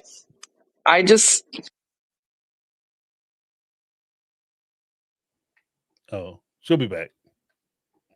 College tryst and the PDA scandal with Robin that got them kicked out. But then he doesn't want to talk about it. He'll just be like, nope, we don't talk about that. That's disrespectful to my sacred cow that I have my rose garden of trust that we have laid down together. Just like, shut up. If you're going to drop stuff like that, then you got to talk about it. And it's all fair game when you're getting paid to be on a reality show, boy. So I'm just tired of all his lies and Robin and how they twist and turn and flip and flop, and they can turn anything around. So it's not even the truth anymore. Might be sprinkled with truth, but it's not. Anyway, Oh, Candace got cut off. But yeah, I agree. Like the even down to Cody's always trying to be poetic. Because the weird part of the whole thing is that I too grew up. I liked quotes and things because I thought, I've always respected or admired people who could pull quotations from places, like whether it's, I'm quoting Foucault or Descartes or Salt, or, it is impressive. Like Shakespeare once said, blah, blah, blah, blah, blah. You know what I mean? And you're like, wow, that dude is really smart because he's so well read. Oh my gosh, he's so incredible. And I think that that's kind of the energy that Cody tries to tap into with the whole, like, I'm going to speak softly and try to be thoughtful and things. The problem is that what I've discovered is that the best way somebody can come off as smart, there's two ways to do it. One is to actually be smart. That shit helps. Like if you are really smart and you say some insightful things and you go, oh wow, that's okay. I didn't think of it like that. You smart. Okay, go ahead, tell me what you think. The second way, best way to come off as smart is to shut the F up. Like shut up. If you're not a smart person, just keep your mouth closed. People will just think that wow, he's really insightful. That guy's really thinking about some stuff. Look at him. He's just sitting there thinking. He's like, I'm just trying not to look too stupid over here. Like, I think that Cody just could take more lessons from that part 2 of it because he's so expressive. And it's hilarious to me. Hilarious that he spent so much time trying to project this hyper intelligent person, this sage of wisdom, this person who speaks in quotes perfect English, right? And at the same time, you have your wife, whom you're so in love with and so defensive of, basically saying you're an idiot. Oh, I have to speak Cody because he can't express himself. And the lack of ability to express yourself, like you could be smart and know a lot of things, but what makes you brilliant, what makes you hyper intelligent to me is your ability to express or explain those very difficult concepts in a way that everybody can understand. I think that that makes you like a teacher. Like I've had teachers and professors like that.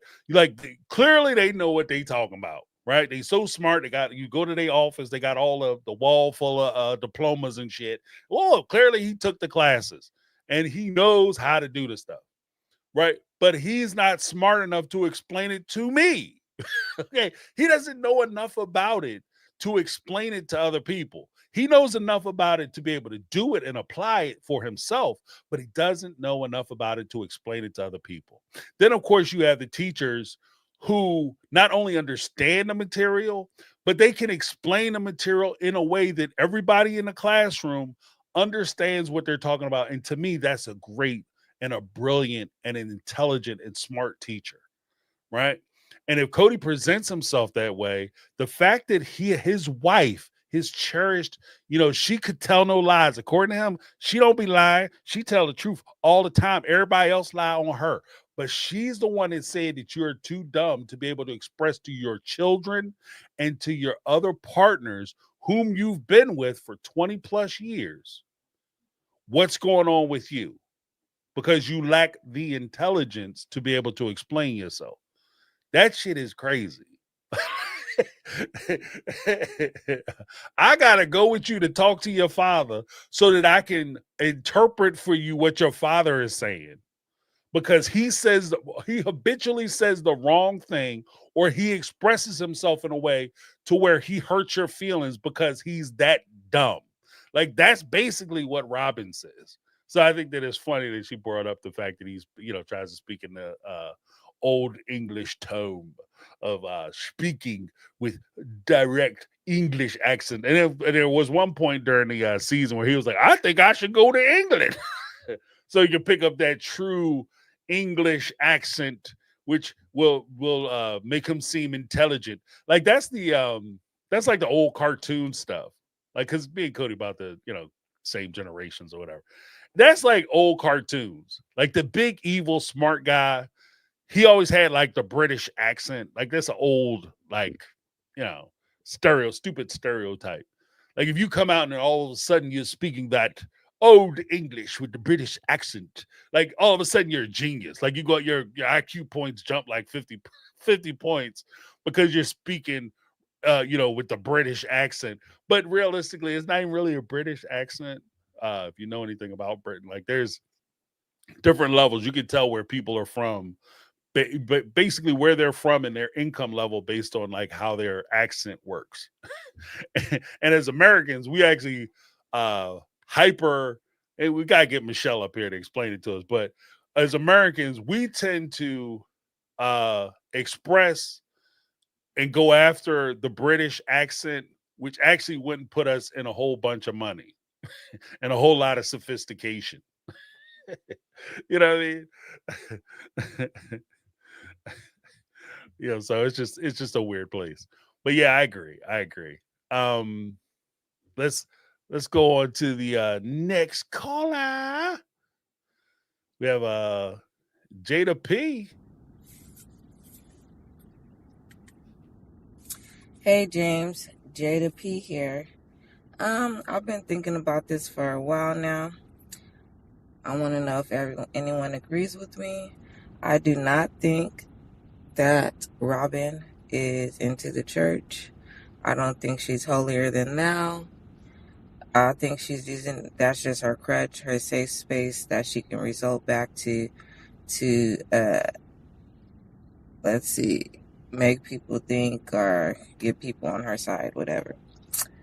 I know heifers like her, let's say it like that. She went to a public school. She got pregnant before. She got pregnant before she was married. That ain't nothing wrong with that. But I'm just saying, all these things combined, and then being with the Browns, we ain't never seen her go to church. We ain't never seen them go to church. We seen them have their church at home, and Robin do her purity speech. But Yeah, I think it's all a facade, and he's her sugar daddy. That's it. We know she scoped him out.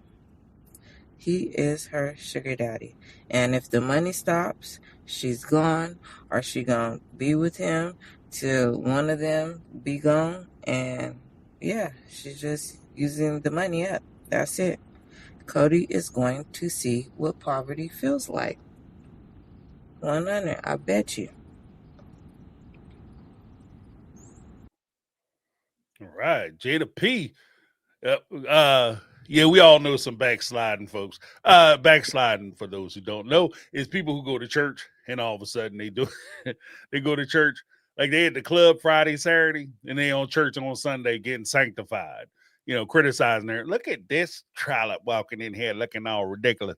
Yeah, girl, the trollop with the who worked and is taking care of their family, and because they can't put on the fancy clothes and come and sit in the front of the church, they the trollop.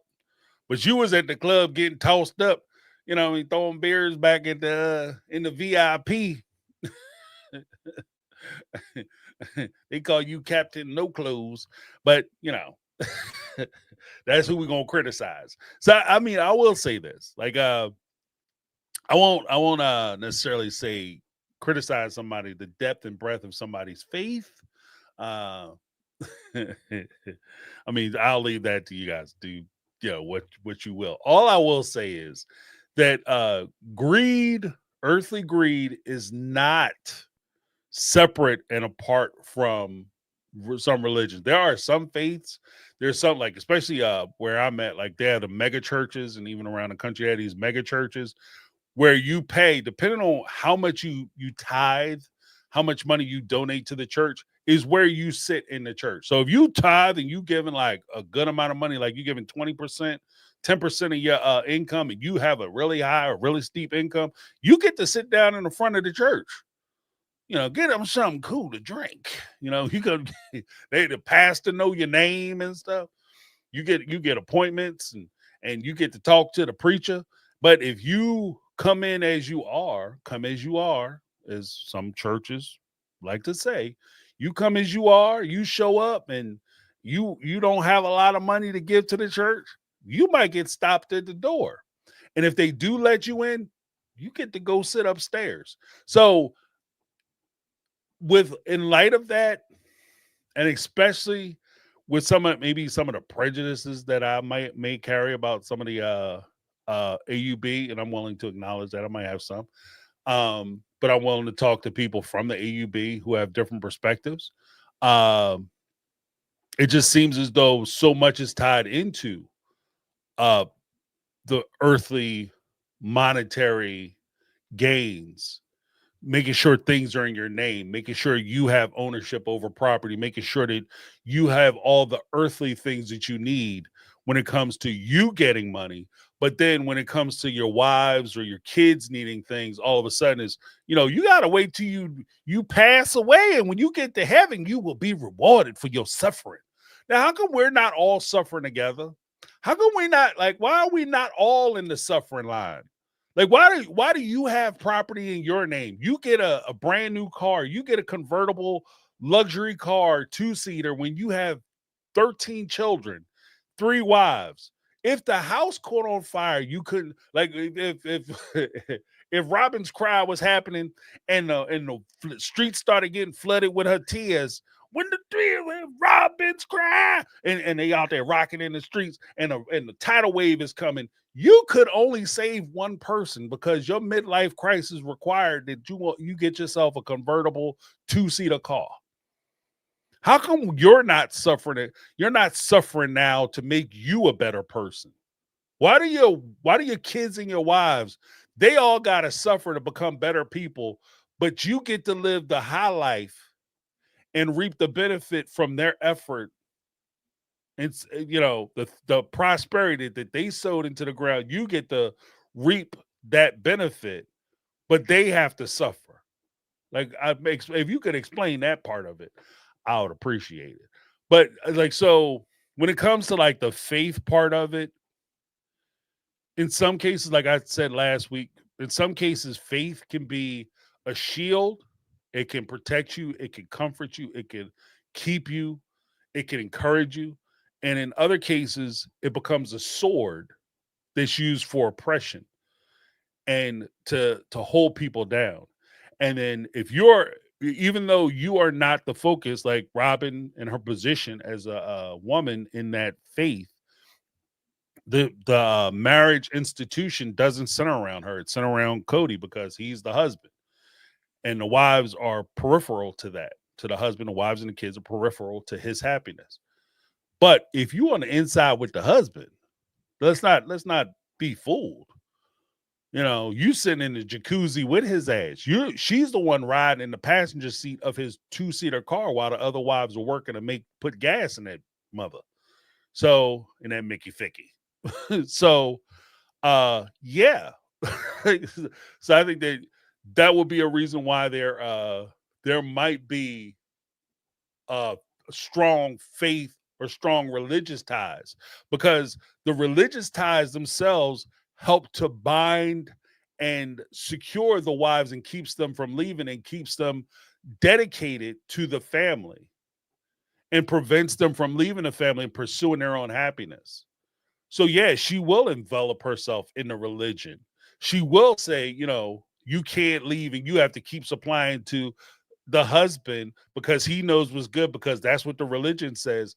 Meanwhile, she's benefiting from your contribution to the husband because the husband get the money and he brings the money and break you off. So she getting her breakdown. So yeah, this religion is awesome. So I kind of get that feeling too. Maybe that's not fair, but it's just kind of how it plays out on the show. Or at least for me. But yeah, great points. Next up, we got Anne. Hi, James. This is Ann. Just a quick sister wives comment and question. Mary, I still believe she still wants Cody. I saw her latest interview. And anyone at this point that's buying into her worthy of, please stop. Go see a real therapist. But my critique now is for Janelle. I'm wondering the reason why Janelle stayed so long in that marriage. Was it because their parents were married to each other and she thinking that was maybe a leg up in the family, thinking that Cody wouldn't treat her as wrong as he may have done the other wives because their parents were married? And maybe that could have been an advantage for her at some point in her thinking. But seeing as though she said in the tell-all that Cody and Robin were taking the most out of the family fund, she questioned it, but they brushed her off. But then she still continued to give money for the down payment of the house that she never got back. She still was giving in her time and money for other things within the family that pretty much supported only Robin and Cody. And she never questioned it. And she's not going to get any of that money back. So I'm wondering, why do you think Janelle stayed so long when she was seen as this smart one? She saw what was happening with the finances. She saw the bank account. And then again, I said their parents being married and her thinking maybe that was a leg up. Do you think that's the She got cut off, and I was getting into that. Ooh. I think those are excellent points. I think those are excellent points. Like, why would she stay? And what was the pull? Did she have a close relationship because of her mom?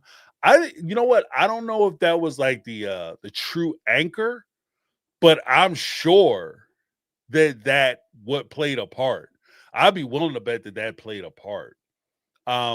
Just from the respect of when you make certain sacrifices, and again, this kind of goes back to the suffering aspect of joining a religion, a faith, or being a part of any organization. If you sacrifice or suffer to a certain point to be a part of a thing, then you feel like you've invested into that thing. So the more you can get somebody to feel like they've emotionally or even financially invested into a thing, the more likely they are to stick with it, because they don't want to feel as though they lost that time, they lost that investment, whether it's financial, emotional, whatever the case may be, time. They don't want to lose that investment that they put in. So they keep investing and they keep sticking with, I'm going to ride it out because, it might not be what I thought it was going to be, but it's going to break. It's going to turn around, so you've invested that in. When Janelle entered into the family, and this is why I say like her mom might be an important linchpin for this. When she entered into the family, she came in to this faith because it was something she was interested in. All of a sudden, it's like, oh, they're the polygamists I know. And all of a sudden, she found out about polygamy. She had to turn her back, and she lost a lot of her family members and friends and people that she used to hang out with when she decided that this was something she wanted to do. Then her mom, trying to figure out what was happening, comes down, and she meets Cody's dad, Win, and then all of a sudden she's in the thing. So now the one person that she's tied to, because she too now is a polygamist, her mom, somebody she's close to, and she's tied to, rest her soul because she passed away. But somebody she's tied to is in this faith, in this family, right? And for her to leave the faith could cost her not only her her family in a sense of Cody and the kids, but it could cost her mom, right? Because her mom is married to Cody's father, and if he ran his household like Cody ran his household, and by all accounts he was supposed to be a real one, like Cody was the progressive one, the kind soul one, the easygoing one. And when his dad was like more of a hard case fundamentalist dude who like the man is the man and the wife is the wife and the woman is the woman and the da da da da, and the man is in charge and he could tell you who you could talk to, right? She could be at a position where she could lose her mom. And so you're in a position where you've already given up so much. You've given up your family. You've given up your friends when you converted from LDS to AUB. Then you get into the AUB, you want to leave Cody, but you would have to give up your mom, the last vestige that you had, the last tie you had, familial tie you have. And so that could be a reason why, she stayed as long as she did. I never really thought about it that way, but that's a good point. That's a really good point. Next up, we have about the acoustic cinematic. Next up, we have Teresa. Hi, James. It's Teresa again. I wanted to share a take I haven't heard yet about why Cody didn't tell Christine about his college sexcapades. And I believe it's because Christine's family was polygamy royalty, and he knew that if he told her about his transgressions prior to marriage, that she most likely would have went running to the prophet and running to the elders, and Cody would have been stripped of his celestial kingdom because premarital sex before going in and having the sealing done between him and Mary, and him not having confession and repentance and going through a whole bunch of stuff in order to get that transgression taken away, null and voids his sealing to Mary and completely would have upended his afterlife planning. So that's the reason why he didn't tell Christine. And it just shocks me that Suki or no one at TLC had Suki question along this line of questioning because it's blatantly obvious. And with all the facts that have been shared, that has got to be the number one reason why he didn't tell Christine. That's my take. What's yours? That's good. That's good. I want to try to reach out to some folks, and we're gonna bring some people on. But some I do want to ask Corey and Melanie because that's a really good point. If that could you imagine, man? We found out that you was getting, you you was out there cracking them backs in college, blowing people backs out or getting back shots in college. And so, yeah, we're gonna go ahead and void your marriages and take your wives and your kids. Like that's something that that's so like early Mormon, like that when they come in and be like, yeah, you're no longer married to Betty Sue. She's gonna go with Tom now. That shit is big love. Yeah, we're gonna reassign your wife and your kids to some other dude. What? Well, man, you better get out of here while you still can. Talking that crazy foolishness. You gonna take my wife and my kids? I mean, if she want to go, I'll hold the door for you. If you don't want to be here, then, it is what it is. I'm not holding you. But what you're not going to do is take my babies up out of here. You know what I'm saying? You better call all the police. I'm just saying, like, we're going to reassign your kids. You call all the police and make sure they got the ambulances on their way. Get them rolling now before you get to my house. Because it's going to be some smoke in the city, Jack. But yeah, like, I think that that very well could be a thing. Like, he didn't want to lose the stuff that he had. But I also think that it was a respect issue. And it was like first of all, it was the idea that he was marrying Christine with a purpose. He was marrying Christine because she was going to tie him into the royal family, the polygamous royalty with her name. She was going to tie. He was going to take that over as part of his little pride or whatever. So you have that aspect.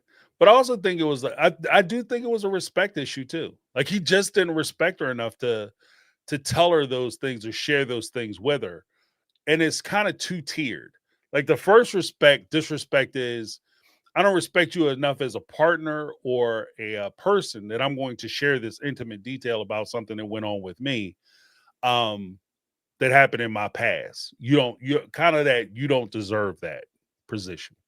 The second tier to that, though, is disrespect in a way of the same way you have authority over top of people and you look at them and say, I am better than you. With those people, you don't share your faults. You don't share your mistakes. You don't share things that you did wrong or things that are questionable where your faith could be called into question. Or your position, intelligence, whatever can be called into question. You don't share those things. You only share your strengths. You never share your weaknesses. And I think that too is part of the disrespect that went into it. Because when he tried to be the leader of the family, as a leader, the way he perceives, or at least it comes off on the show, the way he perceives his leadership tactic, it's, I'm better than you and I can't be questioned. If I tell you that I've made mistakes before, then you can question my decision making, and I'm not going to give that to you. So I think that played a part in it too. But let me know what you guys think. Share, manja. Eat. Yeah, but then, whoa, we got Caramel Cuties up in the house. Hey, James. Carmel Cutie here. I have 2 quick points. One, when Cody talked about them not helping, or I guess the OG3, since they left, they don't help finance the younger kids, aka Robin's kids. Now, let's be real, it's more than just the 2 little ones, Saul and Ari. It's all 5 of her kids, since they're all still at home. But your kids aren't safe. Robin's gripe has been, for at least the last 3 seasons, that the OG3 and the OG13 aren't safe for her kids. So because they're not safe, why all of a sudden do you want them to be paid for? Doesn't make sense. Especially when we know Robin hasn't contributed a dime to helping out none of the other kids in the family. So what's your take on that one? My second gripe is Mary has an issue when it comes to Janelle and Christine, and I strongly believe it still stems back to before Janelle came into the family and whatever they got going on between Christine's kids and Mary's attitude. Obviously, Mary only wants to come around them when it has to do with money and property she feels she's owed, but outside of that, Mary feels like they're beneath her. Okay, Caramel Cuties. Thanks for calling, Caramel Cuties. One of our mega mods. Yeah. First part of that. We talk about like the child support. There's somebody else that mentions the Cody's intonation that the other women got to stick around to help them with these kids.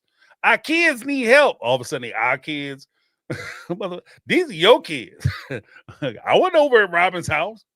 So I'm gonna keep my powder dry on that a little bit, and then I want to tie it all together.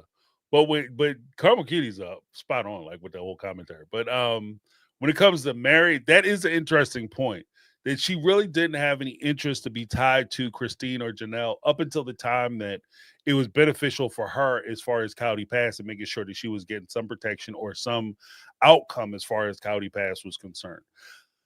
It's amazing to me that as bad as like Christine and Janelle, Christine came out and said, I don't feel safe and I don't want to have a relationship with Mary. She did say that. So it's not really like all on Mary from that respect. In season 17, when Christine was leaving, and she said, the only person I'm going to have a relationship with is Janelle.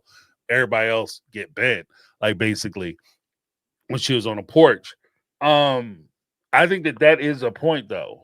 Like if they weren't hanging out and we aren't friends, then it's amazing to me because when Mary was crying and talking about she was alone during COVID, she wasn't crying because Christine wasn't visiting her or Janelle wasn't visiting her. She was upset because Robin, the person who was supposed to be her friend, wasn't checking on her, wasn't visiting her, wasn't taking time to come and see her or call her or talk to her. That's what hurt Mary.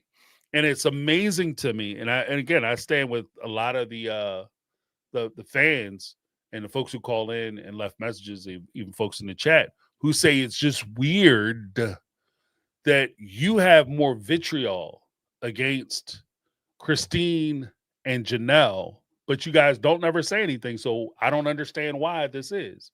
And it's on you to explain it to me if you want me to understand and not level this criticism. But as far as I can see, I don't understand why you're mad at Christine and Janelle because Christine and Janelle don't want to be your friend because you don't really want to be bothered with them unless, like Carmel Cutie said, it has something to do with land or property. But you refuse to talk shit about somebody who was supposed to be your friend and basically left you out to dry. The same way you can make the criticism that Mary only came around Janelle and Christine when it had time to do with Cowdy Pass, you can make the same criticism, did I say criticism? Criticism about Robin with regard to her only wanting to come around and hang out with Mary when the cameras were present. When the cameras are there, oh, she's ready to come out and cry and pass you off like little junk bullshit that she got from the dollar store. Oh, I got this junk journal. It's important. Here, let me take it out the bag for you and we can read it together.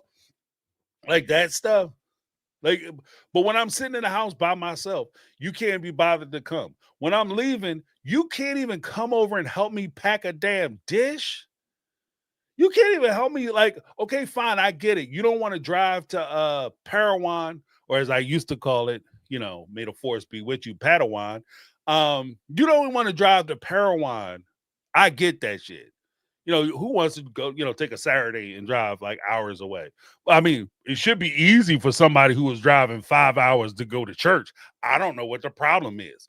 But okay, fine. You got kids. You don't want to be too far away from your kids. You don't want to take that much time. Cool. But you could come over to the house and help me load some boxes. You couldn't take a half hour out your day or an hour out your day to come over and help me load a box. But then the only time you want to come over is when you good and sure that the cameras are there and you could get your screen time in. And you have nothing to say about her or Cody. But you got all the smoke in the world for Janelle and Christine. That's where it gets weird to me. That's where it's weird. So, I agree with what Carmel Cutie said, but let me tie in this other caller because they made the kind of the same points that Carmel Cutie made, and so I just want to do like one point so I don't have to repeat it. But yeah, Carmel Cutie's on fire tonight. Here we go. Why does Cody think he has the right to ask the other family members for money to help his kids? Those are his kids. And if he's not working, that is his problem.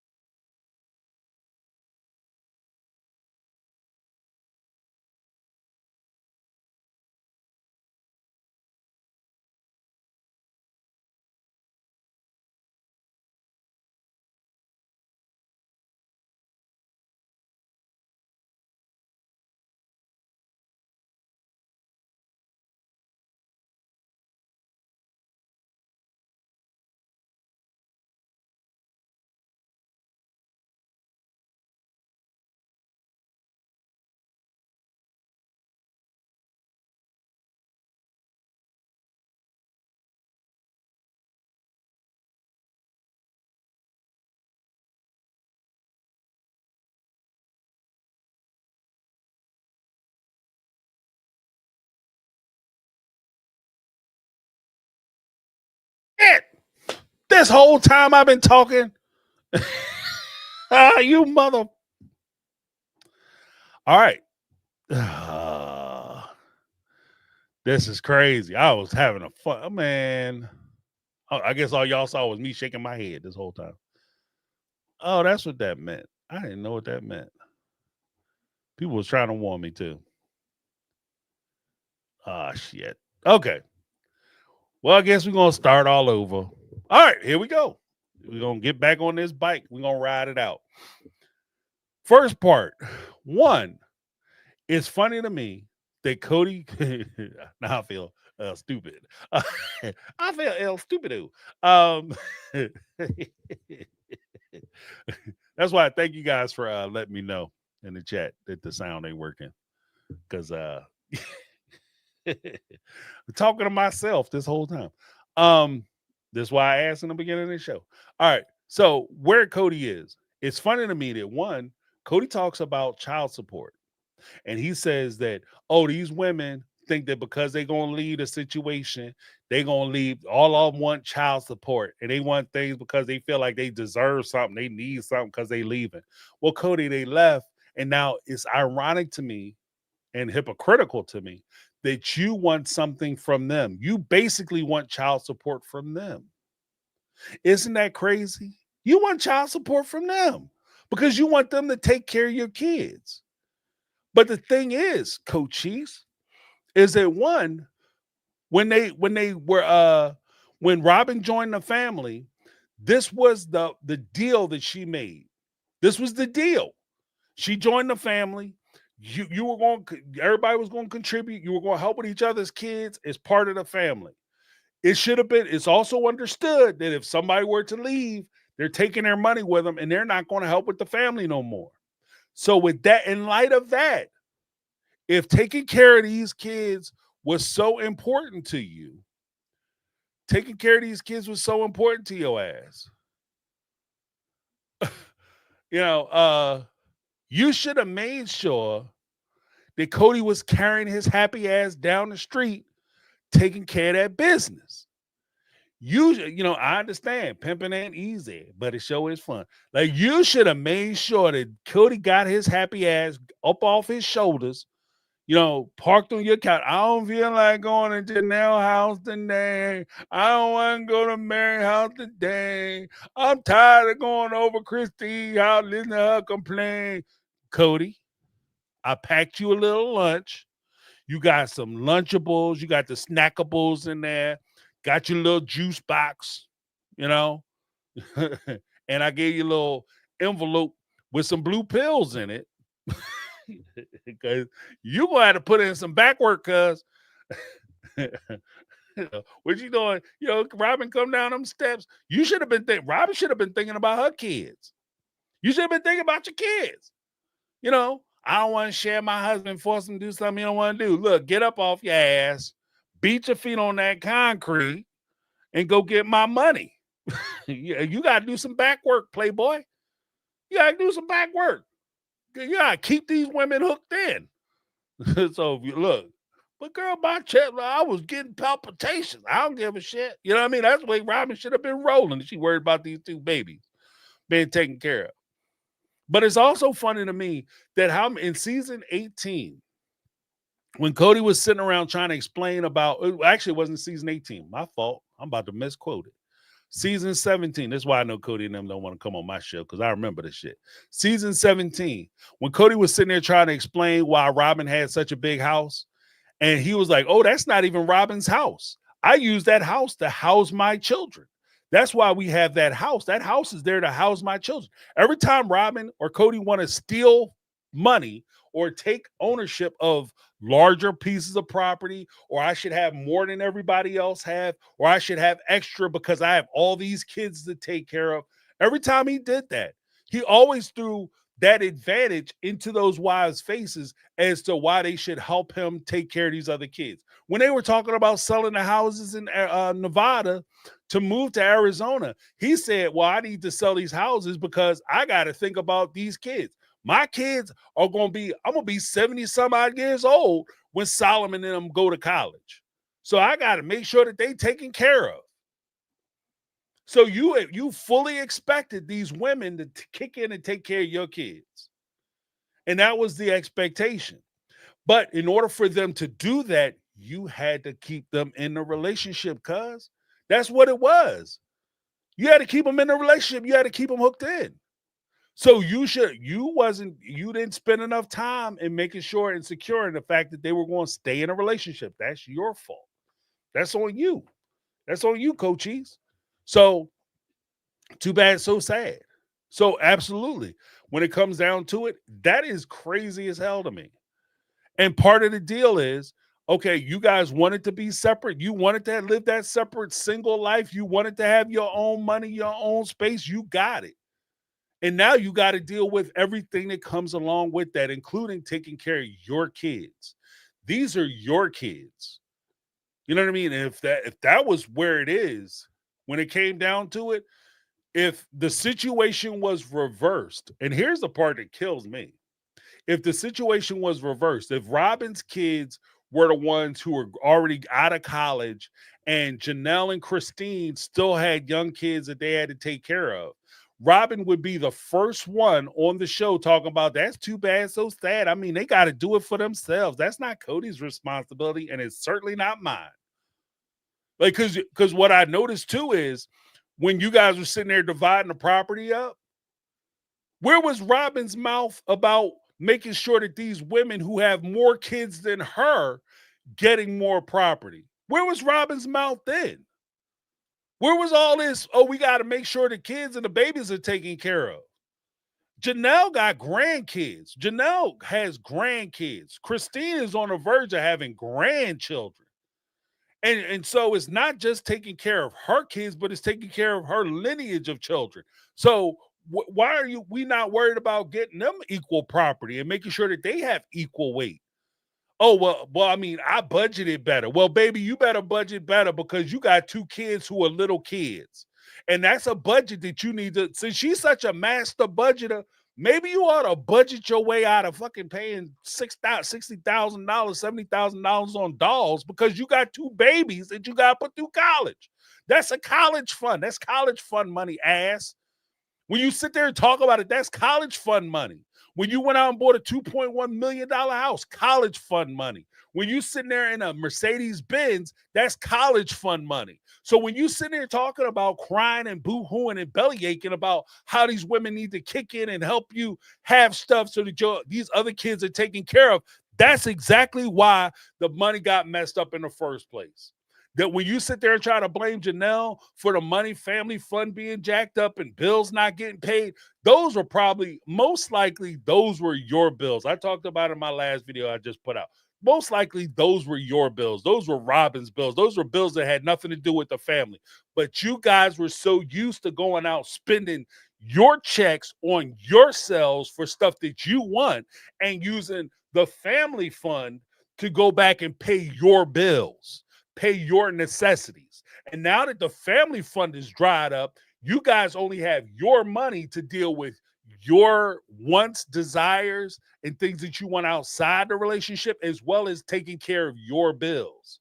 And unfortunately for you guys, that money might not be going as far as it was, especially with a 60% reduction. 20% from Christine, 20% from Mary, 20% from Janelle, which leaves you guys less than dealing with a 40% residual budget for 5 times 20 is 100. So you take out the 3, that's 60. You guys are down to dealing with a 40% of your traditional paycheck that you used to have. And now you crying about the money coming up short. Yeah, the money coming up short because you got rid of your partners. And now you got to figure it out. Too bad, so sad. I don't really feel bad for you. Sorry, not sorry. You know what I mean? Don't feel bad for you at all. But I do think it's funny because I do remember your ass in there every chance you got talking about how many kids you got and how all these kids are your responsibility. Well, guess what? It should be easy for you because now you don't have to deal with the other 13 children. These other kids are grown. The only one child that you have to deal with is Christine. And Truly is like 14, 15 years old now. So you only got about 3-4 more years to deal with that situation. Then she coming off the books. So at that point, you just got to figure out what you're gonna do with Solomon and Ariella. And my question is, you sit up there complaining and crying, talking about how nobody gonna kick in and help you pay for Solomon and Ariella's education. What about Truly? What about Truly? What if Truly wants to go to college? Does Christine get to complain about everybody not paying for Truly to go? Does Christine get to cry and complain about, well, you guys start sending you bills that you need to start kicking in for the for her 529 college fund money for Truly? Just saying, just curious where you at, because I like to keep it consistent. I feel crazy though. That whole thing, me talking without the John playing. Oh, it hurts my heart. Next up, we got Tanya Kata. Miss Kata in the house. Hi, James. It's Tanya. Um, Kata. I like how you say my last name. Um, Confusion. This last tell all, and it seems like it was a good ending. Seems like they wrapped it up. There's no reason to come back for a season 20. As far as I'm concerned, I would be just fine with that having been the end of it, and everybody ride off into the sunset, as Cody would say. Um, I was very confused by the emotional tears and the welling up of tears in his eyes and being succumbed by emotions every time he talked about him and Robin and how they met and how their love story started. If you could clarify, I don't know, as a man, please bring some perspective to that. As I know you also speak, Cody, because I've been married to my husband 14 years, almost as long as Cody and Robin. And while I look back on our love story fondly, I never well up in tears. If I'm talking about the birth of our sons, yeah, but please explain to me what's going on there, because that was just a lot, and I don't understand it. Well, first, Miss Kata, Mrs. Kata, 100%. I'm gonna keep it all the way above.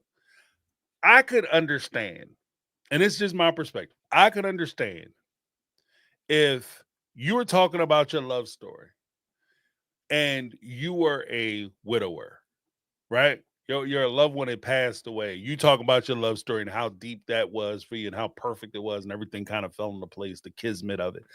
I would get it. I wouldn't even, what could I say? Clearly it's a heartfelt moment. But when he sat there and started crying about that, even I was like, what are you crying about? What's going on? What is happening? You're going home with her. This is the woman of your dreams. If anything, you're happy, you're excited about it. Guys, let me tell you about this woman. Oh, she's so perfect. Dog, when she came over there, man, when I saw that in that church and she had that sachet Shantae, boy, she looked like she had two midgets up under her dress just trying to get up under each other. Bang on, just under there fighting. Pardon the midget slur, but little people. She had two little people, had that had that back rattling like there was speakers in the trunk. You understand what I'm saying? Like that, I could get that. Usually that's how guys were like, man, when I saw her, she was beautiful, dog. Like something to that effect.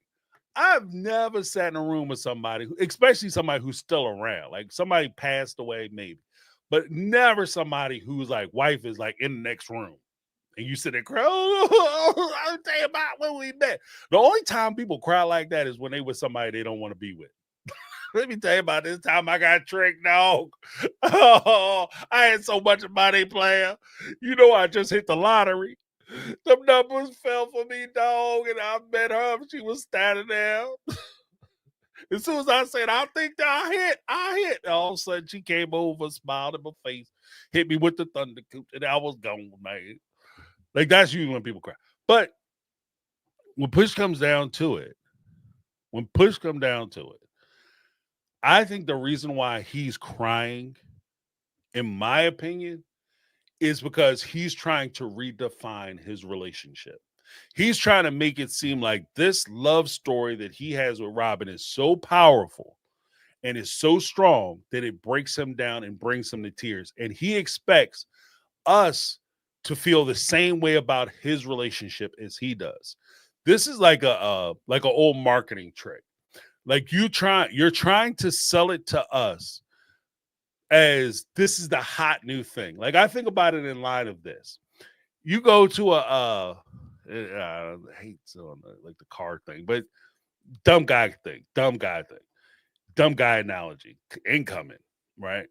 You go to a car dealership and you see a car sitting there. The car dealer, the car salesman is going to come out and he's going to make it seem like this is the most awesomest car ever made, produced. This car, man, anything you want, this car can do it. It's amazing. It's incredible.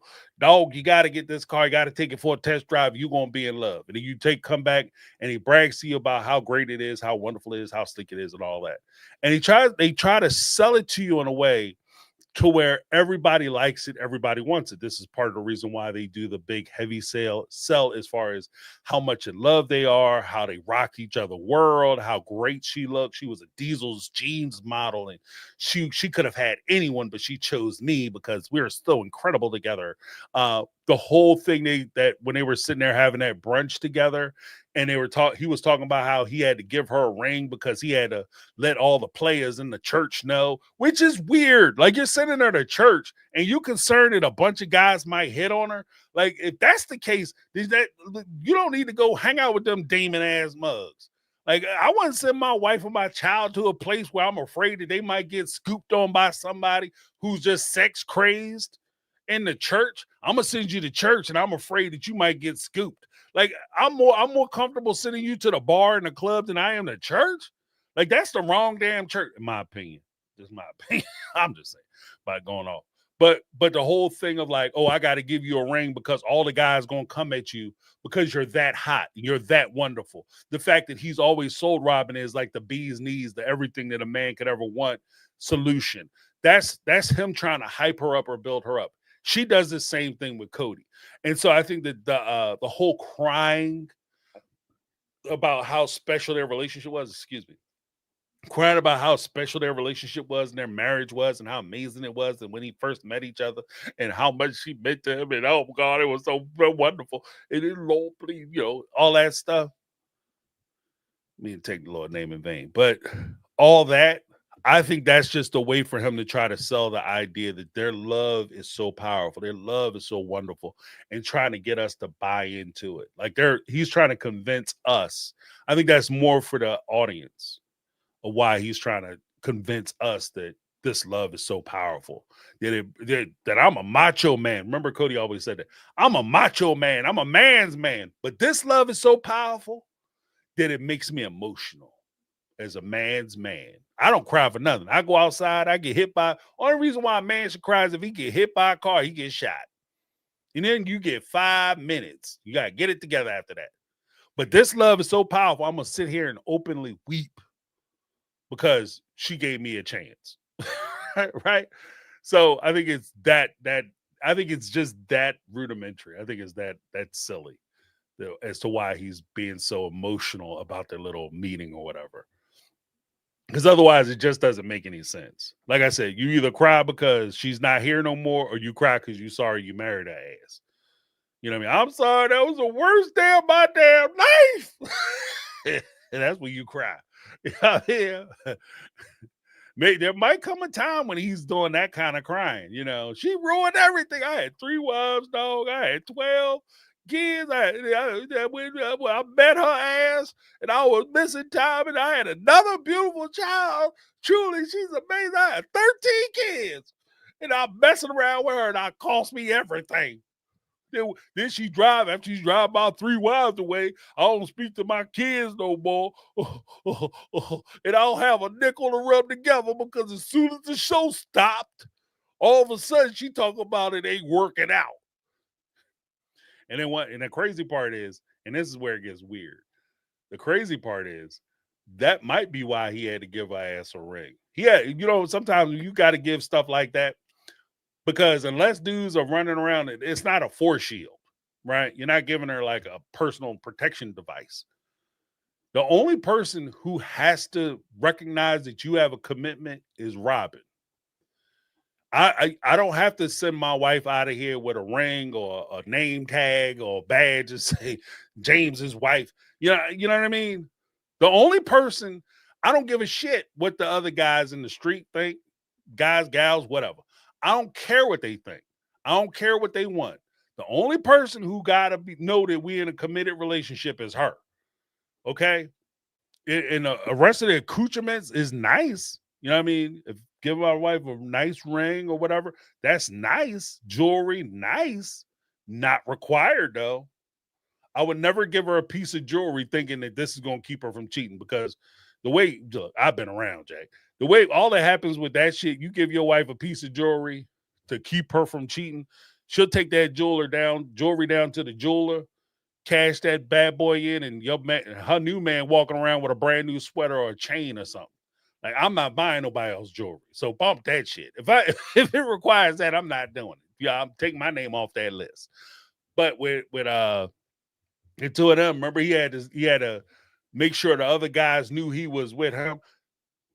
Why are you doing that? That's insecurity as far as I'm concerned. So maybe that's part of the reason why his ass crying too, because he realized he in deep. He in trouble. But thank you for the call, Miss Carter. Got no Miss Carter. Also, Tanya again, can we talk about the church kisses?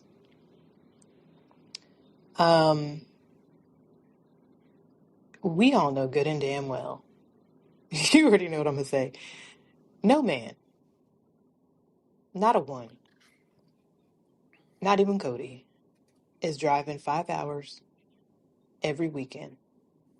The minute he gets off of work, barely has time to get out of his selling signs clothes and jump into his casuals to drive 5 hours to go see the woman that he held her gaze for several minutes, inappropriate minutes, and who sent a lightning bolt between her to go give church kisses Friday night, all day Saturday and Saturday night, and all day Sunday, because you know his ass didn't get back until late Sunday night. Who are we kidding? Church kisses? And the way her eyes got big when Suki said, I don't know if she had mentioned Christine's name, but people think, maybe there was more. Come on. Stop playing on our faces. They didn't stop playing in our face. I don't know. Look, Tanya got it right. I ain't gonna front. 1,000%. I'm telling you right now. And I like to think that, I have like some of my 90-day fiance stuff that I have coming out, and even some of the I guess it's 90-day and like polyfamily and all that. A lot of what I talk about is just we're gonna just call it discipline. Okay. I'm all about that. So the idea that like, okay, well, I'm going to try to cultivate this relationship and we're not going to engage any inappropriate activities, et cetera, et cetera, et cetera. I totally respect that. But for me, and I don't consider myself a weak person at all when it comes to that. When it comes down to it, I understand my limitations. That's how I keep on the straight and narrow. I understand my limitations. I know if I was sitting in a church, by the way, a church, not a club or a bar, at a meeting or something, at work, you sitting in a church, and there was a woman who struck me so hard that I have a wife at home. Cody had 3 wives at home. Okay, 3 wives, 12 kids. At that time, he had 12 children, right? This is before Truly came. 3 wives, 12 kids. And you are struck so hard that you stared so long at this woman, according to you, Cody, you felt like it was inappropriate that you looked at her for that long because you were that struck with her. And then you guys had the lightning bolt shooting between the two of you like you was hit by Raiden in Mortal Kombat. You're just shaking and shivering. Like, don't tase me, bro. you got hit with the thunderclapper, right? And you want me to believe that you're that attracted to this diesel gene model, according to you. Everything you ever wanted, everything you ever needed, you couldn't take your eyes off her. You guys had this instant connection because it wasn't just physical. And you telling me that your response to that was you gonna get in the car and drive 5 hours to see her every weekend from Friday to Sunday. And you guys didn't have a shit ton of money because even as you expressed in the book, you hadn't gotten your TLC checks. Part of the reason why it took you guys so long to get married was the fact that you guys didn't have the money to get married. You couldn't even bring her in the family because you didn't have the funds. It tells me that you didn't have the money to go out there and rent a hotel room, which means that you were staying in her house. And Cody, Mr. Convenience, is not sleeping on a couch. And let's be honest, he had that Lexus convertible car, nice little sports car. I've owned sports cars historically. And the one thing I can always say about sports cars is that sports cars are for performance. They're for performance. They're not built for comfort. If you want something, like if you say, I can get a Cadillac or a Corvette, the Corvette, fast as hell, light, but you're going to be balled up in that joint. Uncomfortable. The ride is rough. Okay, if you want a 5-hour ride, Cadillac for sure. You know what I mean? I've heard people talk about Lamborghinis. Okay, Lamborghinis, fantastic cars if you're trying to show out. But you do not want to be in a Lamborghini for more than 20, 30 minutes. It'd be like riding a horse. Like your ass will be chapped getting out of a Lamborghini. Because you're going to feel every pothole. You're going to feel every knot in the road, everything. Because those cars are not built for comfort. They're built for speed. That convertible, Lexus convertible, nice car, but it's not built for comfort. So you're going to drive 5 hours in a convertible car, a sports car, and you're going to get somewhere and you want me to believe that your ass is sleeping on a couch? First of all, you might get out of that car and have to lay on the ground, okay? At 30, 40 years old plus, you might have to get out of that car, crawl your ass out of that car, up to Robin's step, knock on the door. She opened the door, and then you lay your ass flat down on her living room floor for at least 20, 30 minutes.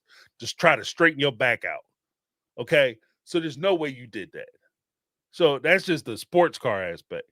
But this is a woman that you're supposed to be supremely attracted to. You see it, I got wives at home and I totally forget I'm here with my wife. I'm in church, supposed to be worshiping.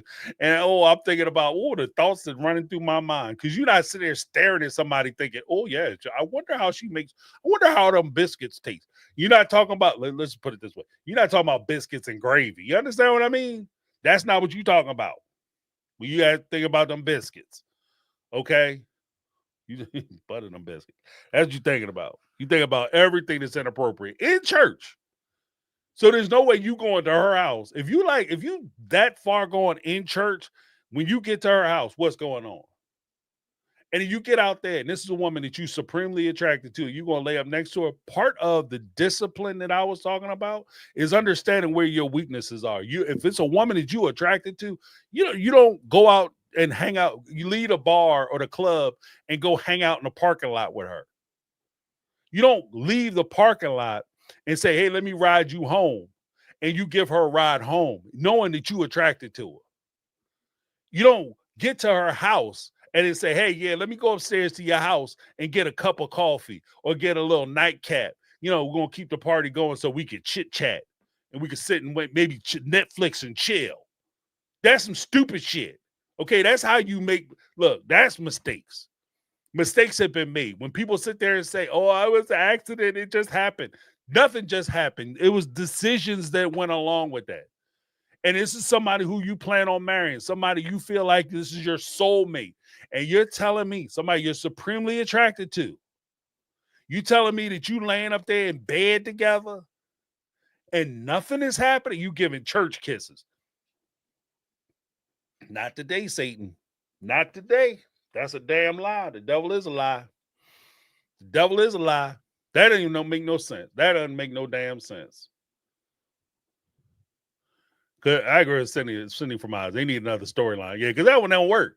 You dealing with girls. And the thing is, you're not dealing with like some of the Mormon Mormon lives or Mormon wives or secret lives of Mormon wives. Like that show is geared towards more young people, like kids. They might fall for this dumb shit. This show right here, this show is for adults. Like nobody, I don't think people 17, 18 watching Sister Wives. Okay. So you're dealing with a bunch of grown folk. And no grown person is sitting there saying, yeah, I'm going to drive 5 hours every weekend, burning up all kinds of gas, costing myself all kinds of money, all kinds of inconvenience, so I can go over there and sit with you and your 3 kids who are under 5. I'm going to leave a house full of damn kids to go sit at your house with some kids I ain't got nothing to do with. And nothing is happening. Dog, I've been on this planet for too long. I've been on this planet for too long to believe that shit. Sorry. And that's me saying this as somebody who could say, like, look, you can have certain levels of discipline, but there's reasons why, you know, in some of the most strict faiths or whatever, you're not even supposed to be in a room by yourself with people because they recognize that when that feeling start hitting, all of a sudden it's a little bit of kiss, a little bit of hugging. You kiss too long, you hug too long. Next thing you know, somebody pants on the lampshade. That's the way it goes. You can't tell me that, like, you did this shit for a year. Because they dated like almost a year before they got married, before TLC paid for them to get married. But, that, it doesn't even make no sense. I'm saying. I don't know what you think. I'm dumb or what. But the church kiss thing. He just had church kisses. I'm with Christine. Like, it's weird to me that they're just talking about it now, but let's keep it all the way a stack. We've been saying it on this channel. I'm not going to take all the credit. We've all been saying on this channel for a long time, even on other channels, in other commentary, social sister wife commentary, that this whole story doesn't make any sense. There's no way Cody was driving that long. And I'm saying this as a man. There's no way. Like, I like to think I'm progressive. I like to think I'm tuned in and everything. Like I said, I'm not driving 5 hours. Shit, I wouldn't drive 30 minutes, 45 minutes. Like, that'd be a rough shot. For a year, and I'm not doing nothing. And I'm leaving my family behind to go hang out at your house for a year for the weekend. That's all kinds of irresponsible. Like, I'd have to have and that's kind of the cut against itself. I would have to have a certain level of attraction to you to want to sit in a car for 5 hours. Like, something would have to be, I would have to really be attracted to you to sit in a car for 5 hours every weekend. And let's be honest, it's not even 5 hours. It's 10 hours. Every weekend, I'm spending 10 hours in my car, 5 hours down, 5 hours back, 10 hours every weekend. And all I'm coming out there to do is chit chat with you and smile in your damn face and take care of your kids. I just don't see it. I don't see it. I don't see it. You guys go. If this was like a reading room or a writer's room, that storyline would have been rejected. This is part of the reason why it doesn't work. The last thing I'm gonna say on this is that Cody and Robin will sit there and deny it, and they'll say, "Oh my word, oh, blah, blah, blah." Problem that you have, I don't trust nothing that you guys say, because your story was a lie from the beginning. You can't lie for 10 years, a decade plus straight about a thing, and then turn around, change your story, and then all of a sudden say, "I'm telling the truth. You guys have to believe me because I'm telling the truth." Sorry, not sorry. I don't believe you. You already compromised your integrity. So because you lied about it, because you weren't honest about it, which puts you more in the earthly realm as far as I'm concerned. You leave the holy roller sanctified position that you want to have, that you could go out and the Holy Spirit keep you guys from messing around because you're that sanctified. You lose that shit as soon as you establish, I'm able to establish that you're dishonest. You're no longer sanctified to me. You're just like everybody else. You're a human being just like everybody else. You're not saintly. You're not spiritually aroused or awoken. None of that. You are just like everybody else. And everybody else would be knocking them bottoms off at 5 hours on the road. Shit, like I said, most men, if they in the car for 30 minutes every weekend for a year, about a month, and this is like on the outside, a month in, they getting it. They somebody getting their toes curled. Oh, that's all I'm saying. Let me go through some super chats, and then we're gonna have Daisy Raz, in the house. For those who don't know, Daisy's a little fiery. She used a little French, so you're forewarned. She come with the passion, baby. But let me get some super chats in. We got Lizzie B dropping the gifted one My Take on Reality membership also. Hopefully you guys enjoy that. Make sure you check out the Monday Motivation. I dropped one this week. I don't know if anybody saw it, but check that out. Good times, good times. I'll give you a little something, something. Oh, here we go. Couldn't find my thumb. Kathy Ferran in the house, $5 super chat. Suki needs to say answer the question or don't get paid. Yeah, right. You got a choice. You can. I'm happy to sit here and talk to you, but if you don't want to answer none of my questions, we're not gonna write you that check today. We will not be making that cash deposit, and we know you need the money. I don't even know why they when they first start. Maybe you gotta sweet talk them and stuff. But they're in a position now where TLC really doesn't have to. You lock them in with a contract, you don't have to sweet talk them. This is part of the reason, and this is part of the reason why the reality shows are such a bad deal for cast members. See, if you were part of the Screen Actors Guild, SAG, it's a union, the union for actors, you would have certain levels of protections. You would have certain levels of protection. You would have guarantees on certain things. Because you're a reality personality, they lock you into a contract. Your payment is based on the money that you get for airing the show, not how much they filmed. If they filmed you every day for a year and a half from 5 o'clock in the morning, you got a call time at 5 o'clock in the morning. You go through hair, makeup, wardrobe, and then they don't start shooting until about 9, 10 o'clock. And then they work you all the way through till about 2 o'clock in the morning, right? If you're a SAG actor, you're getting paid for everything. You actually getting extra money as soon as they go over to a certain time period. You get paid extra. If when they were riding the ATVs, the power sports, and Robin was jumping and Cody was riding and doing that, that's extra money. When Cody was riding a horse, being a cowboy and making Robin moist, because he's like a cowboy, that's extra money. If he was a member of SAG, the fact that he was riding a horse, he knows how to ride a horse, and he was riding that horse, that's extra money. You work a reality show, Robin fell off the ATV. She's responsible for riding ATV. She doesn't get paid extra unless they air it. She doesn't get paid unless they air it. She falls off and get hurt. That's on you. That's not on the production company. That's your medical. That's your insurance company. That's your responsibility. Difference. When it comes to a lot of this stuff that's tied in to this, if you show up and you film the tell-all, but you don't want to answer the question, you don't want to participate, you get basically fired on the tell-all, or they don't even have to fire you, which is worse. In a reality show situation, they don't have to fire you. All they have to do is reduce the number of episodes that you want, and they cut your money.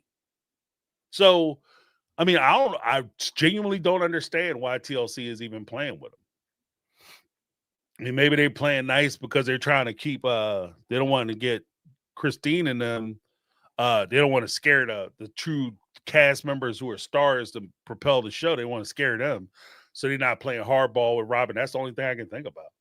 But yeah, like, so many people have said, if you don't want to answer the questions, you don't have to show up to the tell-all. You just don't get paid, and we'll reduce your time during the course of the show. So you think you suffer, and that's another thing. You think you suffering now that you're on every episode and your money has been reduced by 60%? Try having your money reduced by 60% and you don't appear in every episode during the course of the season. You only appear for 5 episodes in the season. Even if you're getting paid $10,000, $20,000 an episode, that's only $60,000 as opposed to being in a 24 episode show where you get paid that amount of money. And I don't even think, to be honest with you, I don't even think they make $40,000 a piece. I think they make all that money together and they just break it up 5 different ways. So for, when you do that, and then on top of that, they reduce the number of episodes you appear in, and you don't get the money for the tell-all, yeah, you need to get a job at that point. So I don't, if y'all not trying to work, I don't know why you playing with me. But thank you so much, Kat.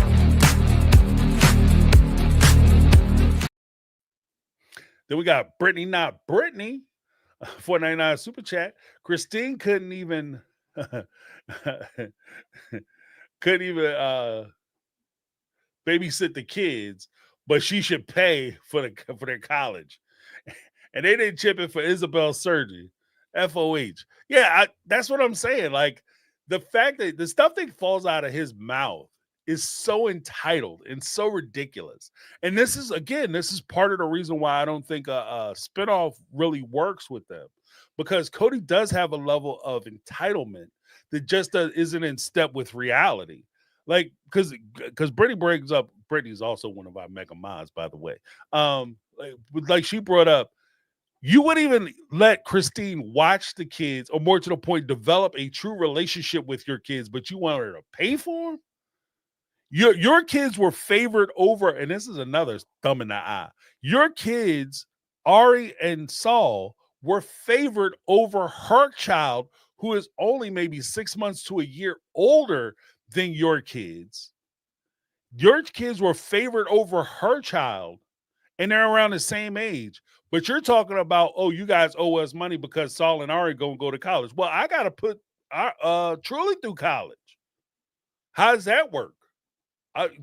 Christine ain't crying about making sure Truly and Ari get paid for. One of the funny things is, well, Christine took them for child support. Well, guess what, boo-boo?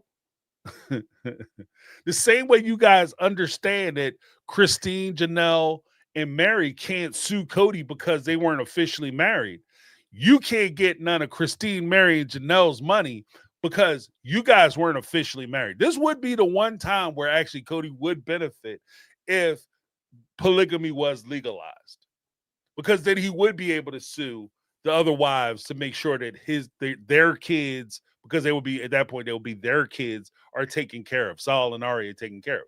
It would make him vulnerable. Like, he would lose way more, because it would also make him vulnerable to have to pay for alimony and child support for those other children that he had with OG3. So even in the best case scenario, he would still get screwed over. So I don't know where he's coming from. But again, like Brittany brought up, like, you want him to pay for college, but then you'd say that Christine, and she's responsible for making sure that she pays for all the medical bills that are associated with her children, and the medical bills that Janelle was responsible for when it came to Madison, and when she had her appendectomy. That's why Janelle had to declare bankruptcy, because she was on the hook for that money. Like, so what are we talking about? It just seems like you're concerned about the money now that you guys have money, and the wives have taken their share of the money and they've left. Now all of a sudden you worried about money and what's fair. So there's that. Next up we got Brittany, not Brittany. Let me give you a little something.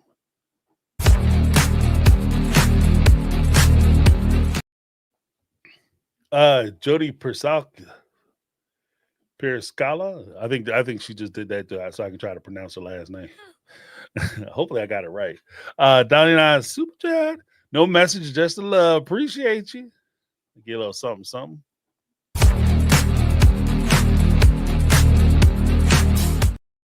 We'll be getting back to the calls, because we got Daisy. Daisy coming with the fire. So hold on for that. Then we got Pretty Not Pretty down $99 super chat. Send it in the twos, but that's when I was sitting there talking to myself all that time. Appreciate you. Trying to give me the full warning. I was going off. Appreciate you.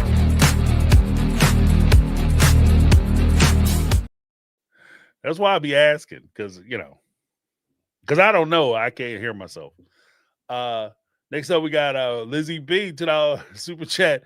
No audio. She's like, "You big dummy." Hit me with the Sanford and Son. What are you doing, James? Speaking of which, I have a video about self-talk, negative self-talk. You're just seeing examples of that. So check that Monday motivational video out. I'm gonna watch it after this.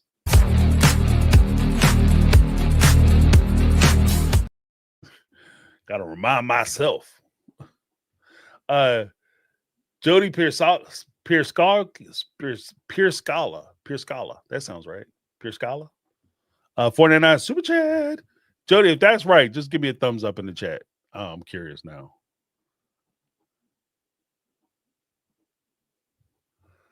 I heard Leon's college was so expensive it could have paid for several kids. Yeah. I don't know where I heard it though. You know what? That was Leon's college was super expensive, but Mary paid it. Like the other wives didn't kick in for Mary for Leon's college. In fact, Cody had told Mary that he wasn't going to pay. That is an episode. Cody told Mary and Leon that he wasn't going to pay for their college. And if she didn't get, or if they didn't get, pardon me, didn't mean misgender her, but if they didn't get certain tuition dollars, they were going to get cut off. Like they weren't going to the college. And that was the only college that Leon wanted to go to. So Mary made it happen. And the family didn't kick in for that. That's what Mary was saying. And Cody hasn't denied it. You know, if that was a lie, Cody would have threw Mary's ass clean under the bus. Oh, I paid for that college. What are you talking about? So you know that shit is true. So, but Leon's college was more expensive than everybody else's, but Mary paid for it. So I think that's the one big difference. But even then, when they came to and said, "Look, she got into a top tier school. I only have one child. I only have the one child, and everybody else, Christine has 6, Janelle had 6, Robin has 5. I have 1. So I'm going to help pay for these other 17 children to go to school. I have the 1. Why can't they go to the school that they want to go to?" Just saying. So I mean, even if the family kicked in to help Leon, Mary would definitely have a case. It's not like she had 6, 7 kids of her own, and she said, "I want all of them to go to Harvard or Ivy League." So we put it in perspective. So just saying. But let me give you a little something, Jody.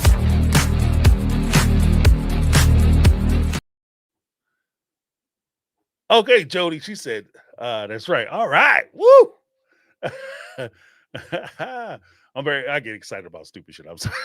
I mean, it's serious. It means a lot to Jody. Me and Jody, I guess, because I'm excited about it. Got her name right. Yes. And so we got Raiders mom. Super excited about that. Like, yay! 499 super chat with Raiders mom. I think this over gagging for Robin is a part to keep his OG kids away. Yeah. He knows his kids. Did he cry when Hunter won regionals, when Truly was dying? I know. Yeah, that was another thing. That shit was cold-blooded. Like, there's a point when you meet certain people, and again, I can't diagnose Cody. I'm not certified, nor am I in a position. Even if I was, I never met him and I never talked to him. So this diagnosis is pure speculation, and at best, it's what it is. But I've met people, and I've known people who are like, sociopathic tendencies, psychopathic tendencies, and they exhibit those types of behaviors. And there's a point where something happens and their reaction is totally like, what the fuck? Like, you know what I mean? Like, what is wrong with you? Like, it's just out of step. It's way out of step. And I don't mean like, oh, okay, I mean, everybody just handles things differently. I mean, it's like completely out of step, pardon my French.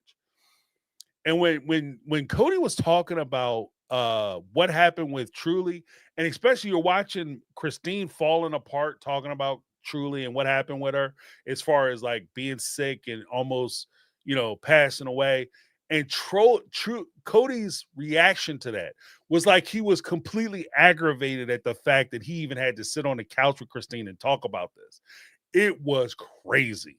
That was like, that response was something like I can see him being like super, like there are guys who are super stoic, people who are super stoic, and they just don't show emotion that way. But usually, if they don't show emotion, they don't show any emotion. He was showing aggravation, which was like, what's wrong with him? You know what I mean? It was weird. So, yeah, but I do think that his overt gagging over Robin is a part to keep the OG3 kids, and it's also a way for him to regulate how important or how much more important Robin is to him than everybody else.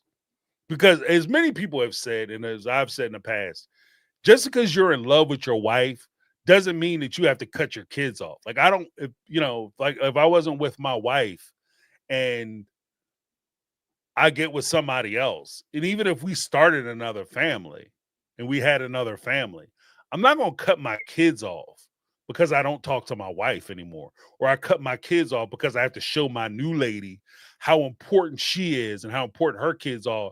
So I'm going to sacrifice my children. Like I'm not putting my kids on the altar for anybody. Like no. Like so if you're so weak that you can't handle that I have children, I don't know what to tell you. I wouldn't know what to tell you. And to the point of you're not the one for me if you can't handle the fact that I have kids. And that's something that's important to me, and that's something that I'm going to be dealing with whether I deal with your ass or not. So you can limp your raggedy ass down the street and find somebody, Pookie or whoever, who won't disregard their kids and not deal with their kids. You do that for you, and then I'm just going to stay on this path with my children. It is what it is. Like no disrespect to you, but you're not the one I thought you was. And that's where I would be. But again, everybody got their own cut. But thank you so much, Raider and Ma. Get a little something, something.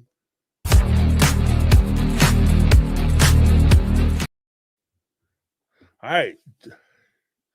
Jody Pierce Scala, 9.99 super chat. So excited, I got her name right. What I heard was that Leon's college would have paid for several kids' college. Yeah.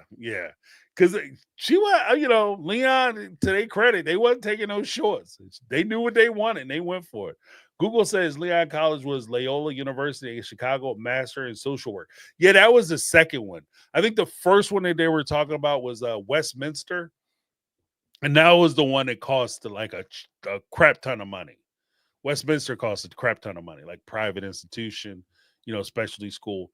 It's a crap ton. It's very expensive.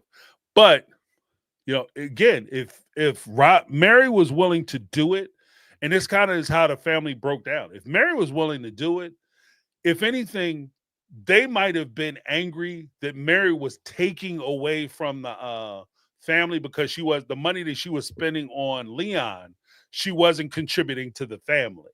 So if anything, Cody and Robin may have been angry. Cody, Robin, maybe even possibly Janelle and Christine may have been angry because Mary was diverting so much money of her money, which is her money, diverting her money to take care of her child, to give her child the best opportunity or best education that she could afford.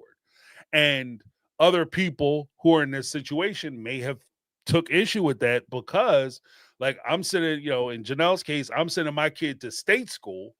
She sent two of her kids to state, actually 3 of her kids to state school, because she sent Cody to UNLV. She sent Madison to Utah. Christine sent both McKelty and Aspen. I think they started out in Utah, and then Aspen transferred over to UNLV. I think that's how it went. But they were basically sending their kids to state school, and then Mary sent her kid to private school. So everybody may have had issues with it, but that kind of goes, I understand the nature of the family where everybody's kicking in and trying to help each other. But at the same time, if my kid has an opportunity to do something bigger and better, and she has, and they were accepted into a school, do I tell them that they can't go because you don't want your kid? Like, I have, especially if I have the money. It's like, it's one thing for me to, okay, I want to take from you guys. I need a loan or I need to borrow money from you so I can send my kid to Harvard or Princeton or Yale or wherever, UPenn, Wharton Business School, right? I got to borrow your money. But if it's my money, why can't I? It's my money. What do you, what? So yeah, but it did cost more money. Like her school was more, but it was, I think it was from the undergraduate portion, which was a heftier portion of it. Loyola is a good school. Loyola is a good school. I knew some people who went to Loyola, law school and all that, but Loyola's a good school, but I think the pricier part was her undergraduate education. But yeah, but thank you so much, Jody. Appreciate you. Let me give you a little something. Especially because I got your name right. I'm gonna give you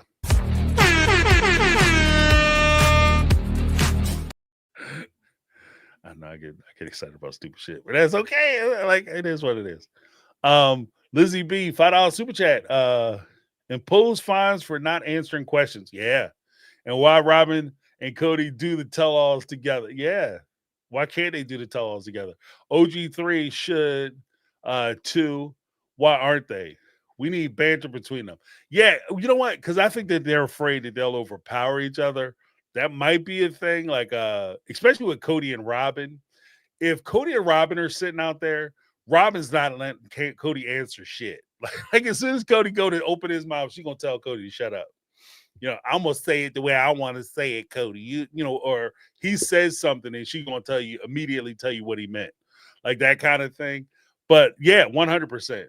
You know, especially if Robin's not really giving up anything, then you could bring Robin out. Somebody else said this. I can't take credit for it, but somebody else said, like, have Robin come out like you have David come out. You know, we're going to bring Cody's wife out, Robin, see what she has to say, ask her limited questions about limited issues, and then send her on her way. You can go on home. And because I think that, like, because there's a point, I'm going to express it this way as well. There's a point where Cody does the thing where he says, I just lost my train of thought. Oh, there's a point. Son of a bitch. I had it and I lost it again. That's when you start, you know, that's when it start getting scary. Like, it's, you know, the gray hairs start scaring you, boy. When you're young, you forget stuff. It's like, oh, well, lost my train of thought. You get a little older, be like, damn, I need to start, you know, eat more almonds or walnuts. Start playing more phone games. Damn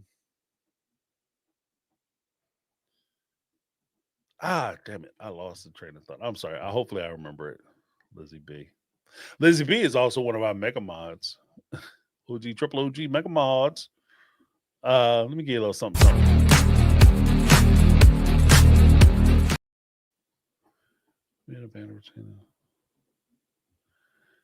Shit. It was a good point too. I forgot. All right, last one. KDB.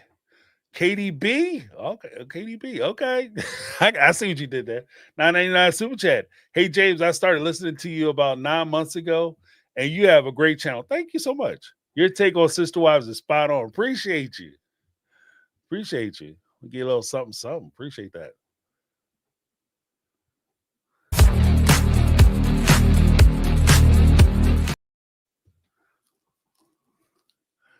Yeah, you know what?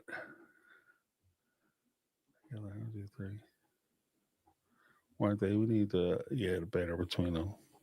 I forget what I was going to say, but yeah, it's Yeah, part of the reason why I get excited about the getting people's names right is I don't want to do the whole like Key and Peele thing with the substitute teacher. Is there Blake? Blake? Jack Quillen? Jacqueline? Don't do that. Aaron, you know what I mean? I want to be able to get people's names right. Just out of a sign of respect.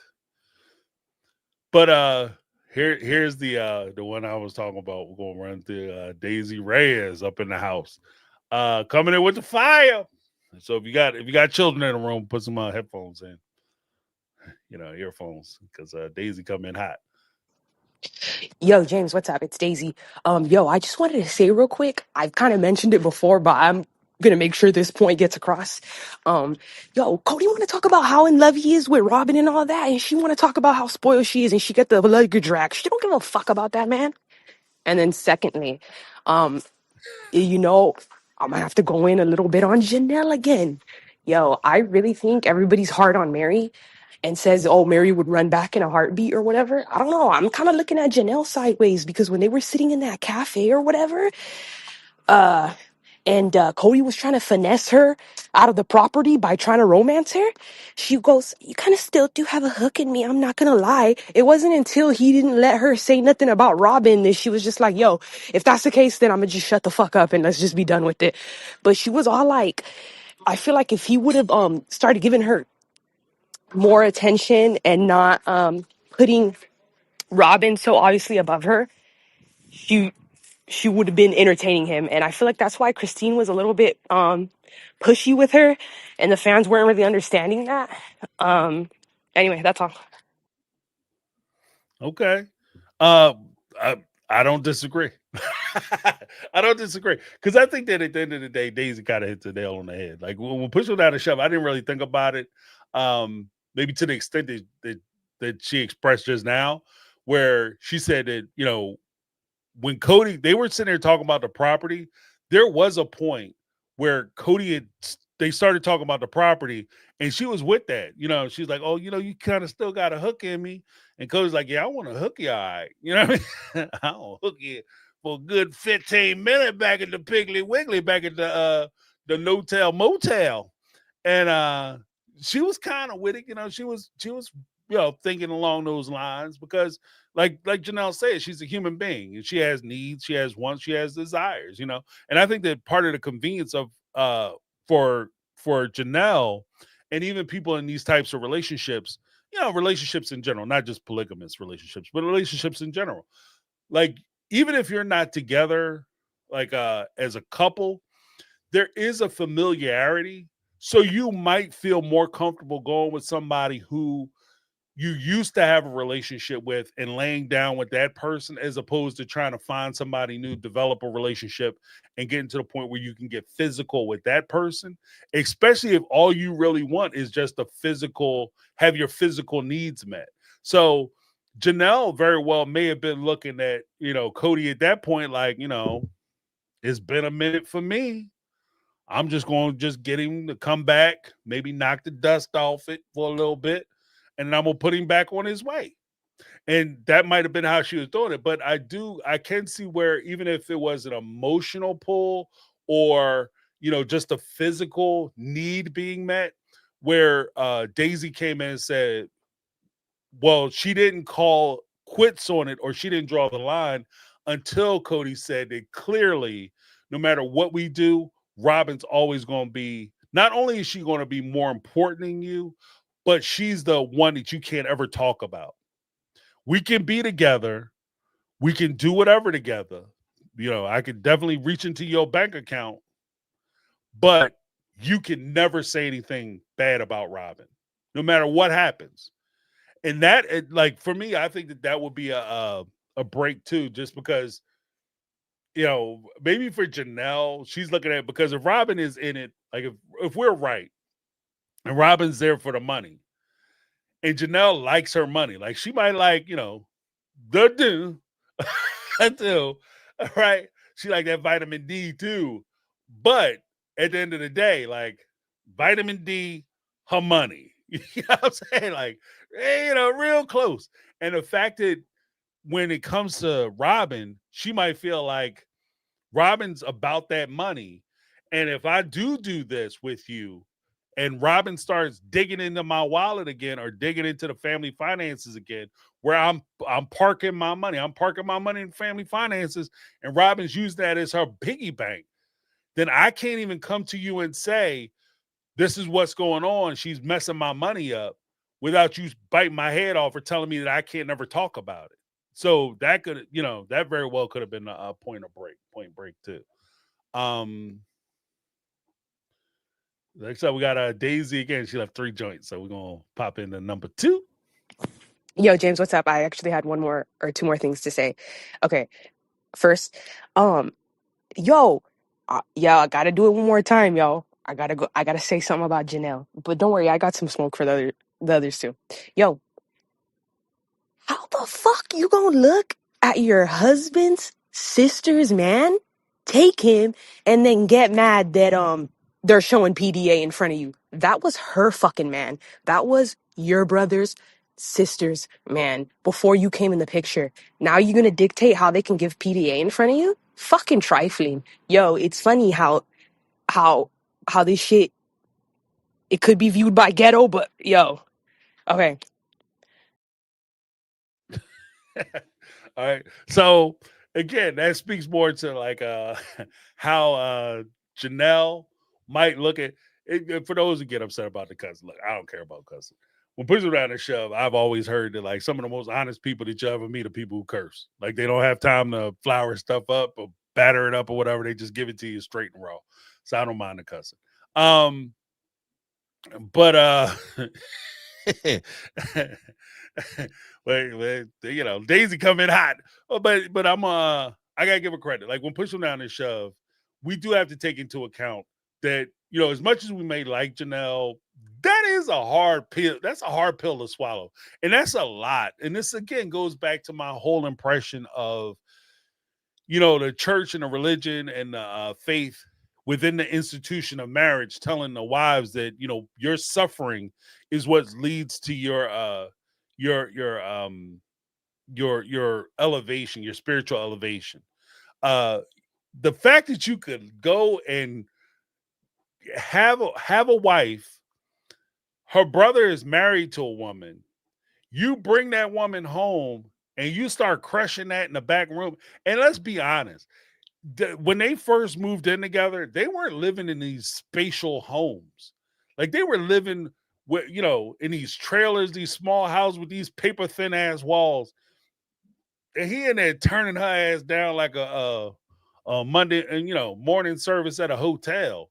Like she getting turned out, or he getting turned out probably. But you listening to all that, all the screaming, the squelching, the everything, all the noises and stuff. You listening to that. And she used to be married to your family. Like this was your sister-in-law. You were at her wedding. You understand what I mean? So that is that's a hard pill to swallow. And the fact that as a guy, you get to come home and look your wife in the face and be like, you got to get over that shit. That's a lot. So again, I understand like the fact that you got to share your husband, the fact that you're sharing your husband with people that one who married into the family, they were your sister-in-law, now they're your sister wives because your husband thought she was attractive. Then you have another woman who you knew from the church. You guys were familiar with each other, but clearly you weren't friends until you came in with the guy who she wanted to screw. Then all of a sudden she's now your sister wife. And then, okay, cool, I got to deal with that. And even if I could get past that part of it, you want to have like one of your life's ambitions, your life goals is to become a mother and to have a lot of children, and you can have children, and you got to sit back and watch these other women who came into Yo, your James, what's up? I family actually had one more or and two more things. took your family over. All of a sudden, they just crapping kids out all over the place, and you have to sit there and suck that up. No wonder Mary, like as much as people might not like Mary, you can clearly see where she would have an attitude problem. I mean, you can clearly that's why it's hard for me to like. There's things that Mary do that I don't like, but I can see why she angry. I can see why people like. I would be kind of cross too. You know what I mean? So I just I think Daisy kind of hit the nail on the head with that. You got one more. Just to be fair with my criticisms, I also want to share a critique about Mary. Um, a lot of people are confused about what Cody and Christine might be alluding to when they say that she just has a fucking way about her and woody woody woody woody woo. Mary acted like one of fucking Cody and Robin's minions for the longest time. She was, yo, her reaction to Christine fucking leaving was fucking stupid. I wouldn't want to talk to that bitch again either, yo. Like her reaction to shit for the longest time was just like off and weird. And well, that doesn't make you a sister wife anymore. And just her little comments, yo. And then like even now, like she's doing a lot better, and like her vibe is like a lot lighter. But like, I don't know, I see her falling into old patterns when she was just like, why does Christine have to talk about David? Why do you have to compare them? And why do you, and like, it's just like, girl, like, let them do them. And how about you do you? Like, There you go. Daisy Reyes in the house. I think I see Daisy in chat. What's up, Daisy? Yeah, you know, the one thing I can say about Daisy got smoke for everybody. She like pull out, get up. You know what I mean? Pull up and get up. Yeah. She got smoke for everybody. But again, I don't disagree with it. Like, as much as I can sympathize with Mary's thing, like I the criticism I have for Mary and how she dealt with Christine's dealing with her trauma is again the same way same thing I was saying early on. Like, you come at Christine and try to manage how they're managing their pain, it becomes a little weird. It becomes offensive, especially if you're a person who's trying to put yourself in a position where you're going to coach people or instruct people how to deal with their past traumas. You have to have some level of understanding of being able to empathize with their situations or sympathize with their situations to the point where you can put yourself in their situation, or you can try to understand where they're coming from as far as their trauma and where it might have started, how it may have affected them. Because even in this particular case, the thing that Cody was in a relationship with Mary, Christine, and Janelle. He treated them, most likely people do what they do because that's who they are, right? So pretty much there might have been a very well established consistency in the way that he neglected them, mistreated them, etc., etc. He may have done different things to them because different things are important to you, but how he ultimately treated you would have been roughly about the same. And how you dealt with that offense, or how you dealt with that situation will be completely different. And it's weird that, it just seems like Mary has no sympathy for anybody else except for herself. I feel bad for me because Cody led me on and he twisted me up and he made me feel like I could come back when he knew that I wasn't going to come back, and he didn't have the courage to tell me that I couldn't come back.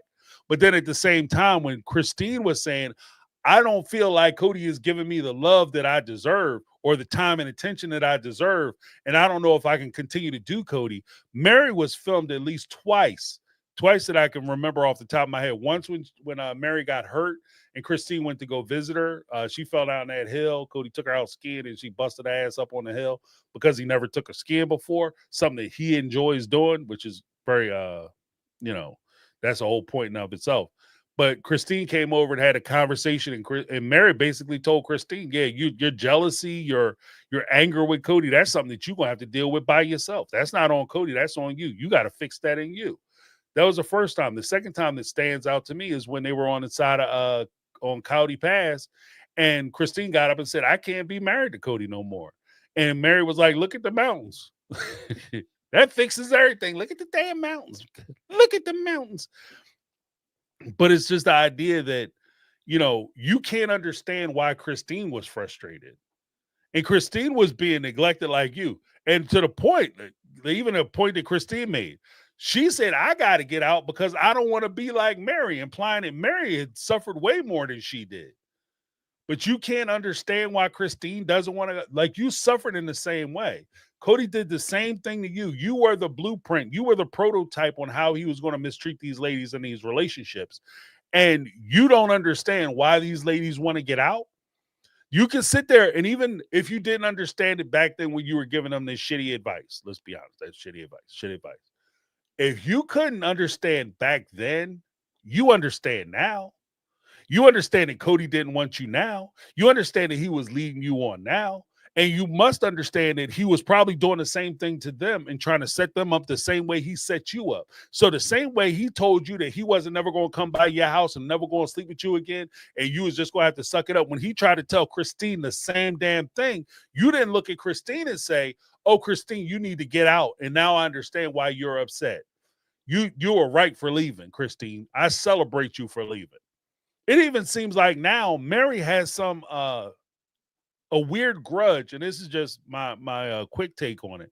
It seems like Mary has a weird grudge on it where she's saying that I'm mad at Christine and Janelle for leaving because they broke the family up, and had they not left and had they not gone, then I would still have a place in the family. Because let's keep in mind that Mary didn't leave first. She didn't even leave second. Okay, Christine left, then Janelle left, and then once Christine and Janelle were gone, Cody was like, fuck it. Mary, I don't even know why you still here no more. He wasn't even trying with Mary at that part, my friends. But he wasn't even trying with Mary at that point. Once Christine and Janelle left, at that point, he was like, all right, well, Mary, I guess, you know, I mean, I don't know what, you know, what are you here for? We're not doing a polygamy thing anymore. So you can just go take your ass to Paraguay. And that's just kind of how it felt. So maybe she's mad at the other two ladies. And this is something I'm going to, put forth to you guys. You guys are hearing it here first, fresh off the skillet. That maybe part of the reason why Mary is mad with or doesn't like Christine and Janelle is because ultimately she sees Christine and Janelle as the people who ruined her ability to be a part of the Brown family. Because she wasn't officially kicked out of the Brown family. She was invited to leave a few times, but she was like, the lines weren't drawn, and she wasn't officially kicked out until after Mary and or Christine and Janelle left. That's when she was asked to leave. Like, that we're not doing this anymore. And that's when Cody was like, all right, well, bump it. We're not doing polygamy no more. Let me know what you guys think. Let me see. We have a couple people. We're gonna wrap it up, but thank you so much, Daisy. Oh wait, I think I messed up. Okay.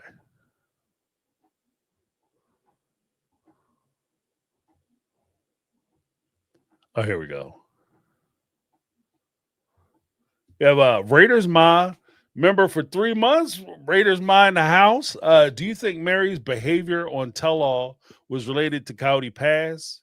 Keep sweet, and he might do the right thing. I think that played a part in it. I absolutely do. Because at that time, like when they filmed the tell-all, I don't think Cody Pass, I think it was like on the verge of selling, but I don't think it had sold yet. I think that's pretty much like how the timeline worked.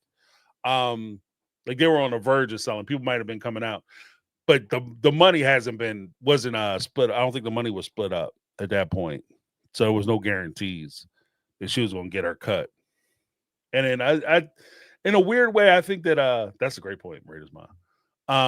But in a weird way, again, I think that like it always feels like, at least from the position I'm in, and no matter what she says, it always kind of feels like she's leaving that door open. You know? Like, so I don't want this. I would never go back with Cody unless Cody asked. You know, it kind of has that feel to it. Like, because even in her criticisms, like, oh, well, I don't want Cody to get mad when she's out there talking to Janelle. It's like, what the hell is he going to do? He already shit talking us. What else can he do? Well, I mean, he could not ask us back. He could get so mad that he doesn't want to talk to us anymore. Like that kind of thing. Like that's the feeling I get. Like I just think that it's at that point now where there is saying something to the fact that, you know, sometimes your exes are your exes for a reason. And you can't mend bridges that just won't go back together. Like sometimes it's just broke for a reason. And it's a good reason why you guys aren't together anymore. And you just kind of take it. But thank you so much, Raiders Ma.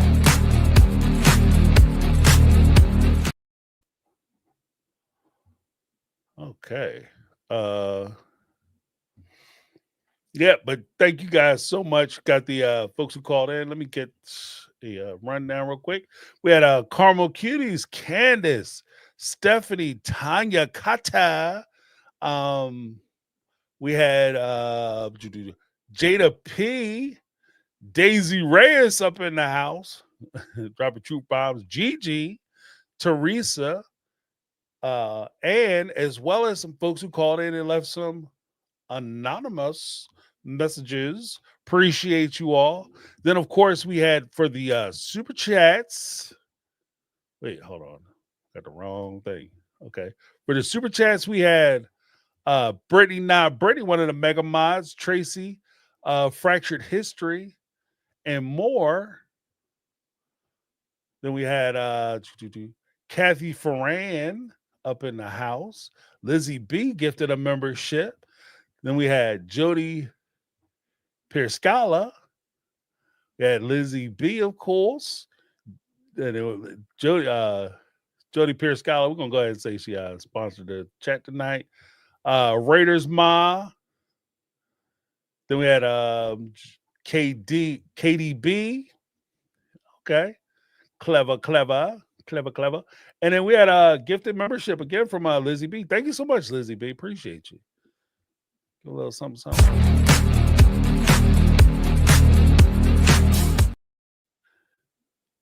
All right. And then to all the 80% CMOS, okay. Welcome to the club.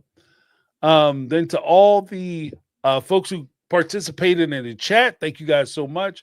As well as to our mega mods, Katie B, Carmel Cuties, Brittany, thank you guys so much for holding things down for a player. And thank you guys all for trying to notify me and be like, James, you talking to yourself. Appreciate you guys for that. You saw my embarrassment running silent movies up in this joint. Appreciate you. Appreciate everybody who called in and left a message. We'll be doing Speak Pipe again next Thursday. Make sure if you want to leave a Speak Pipe message, you go ahead and hit that link down below. Oh, yeah, please hit the like button. So that way I'll get some credit for this. And check things out on My Take on Reality Facebook group. Be dropping some information as far as when I'll be releasing new videos and things of that nature. Then, of course, SpeakPipe. Thank you, Lizzie B. You're Johnny on the spot with this. SpeakPipe. Make sure you ask your questions, leave your thoughts, comments, etc., etc. It's at speakpipe.com/mytakeonreality.com or mytakeonreality. So it's speakpipe.com/mytakeonreality, and it'll take you to the link where you can leave your message. All right. Thank you guys so much. I want to leave a little something for everybody who participated, all the super chatters, everybody who called in, left some SpeakPipe messages, Lizzie B leaving the gift of the memberships, all that, as well as my mega mods, Lizzie B, Carmel Cuties, and Brittany Not Brittany. Give you guys a little something.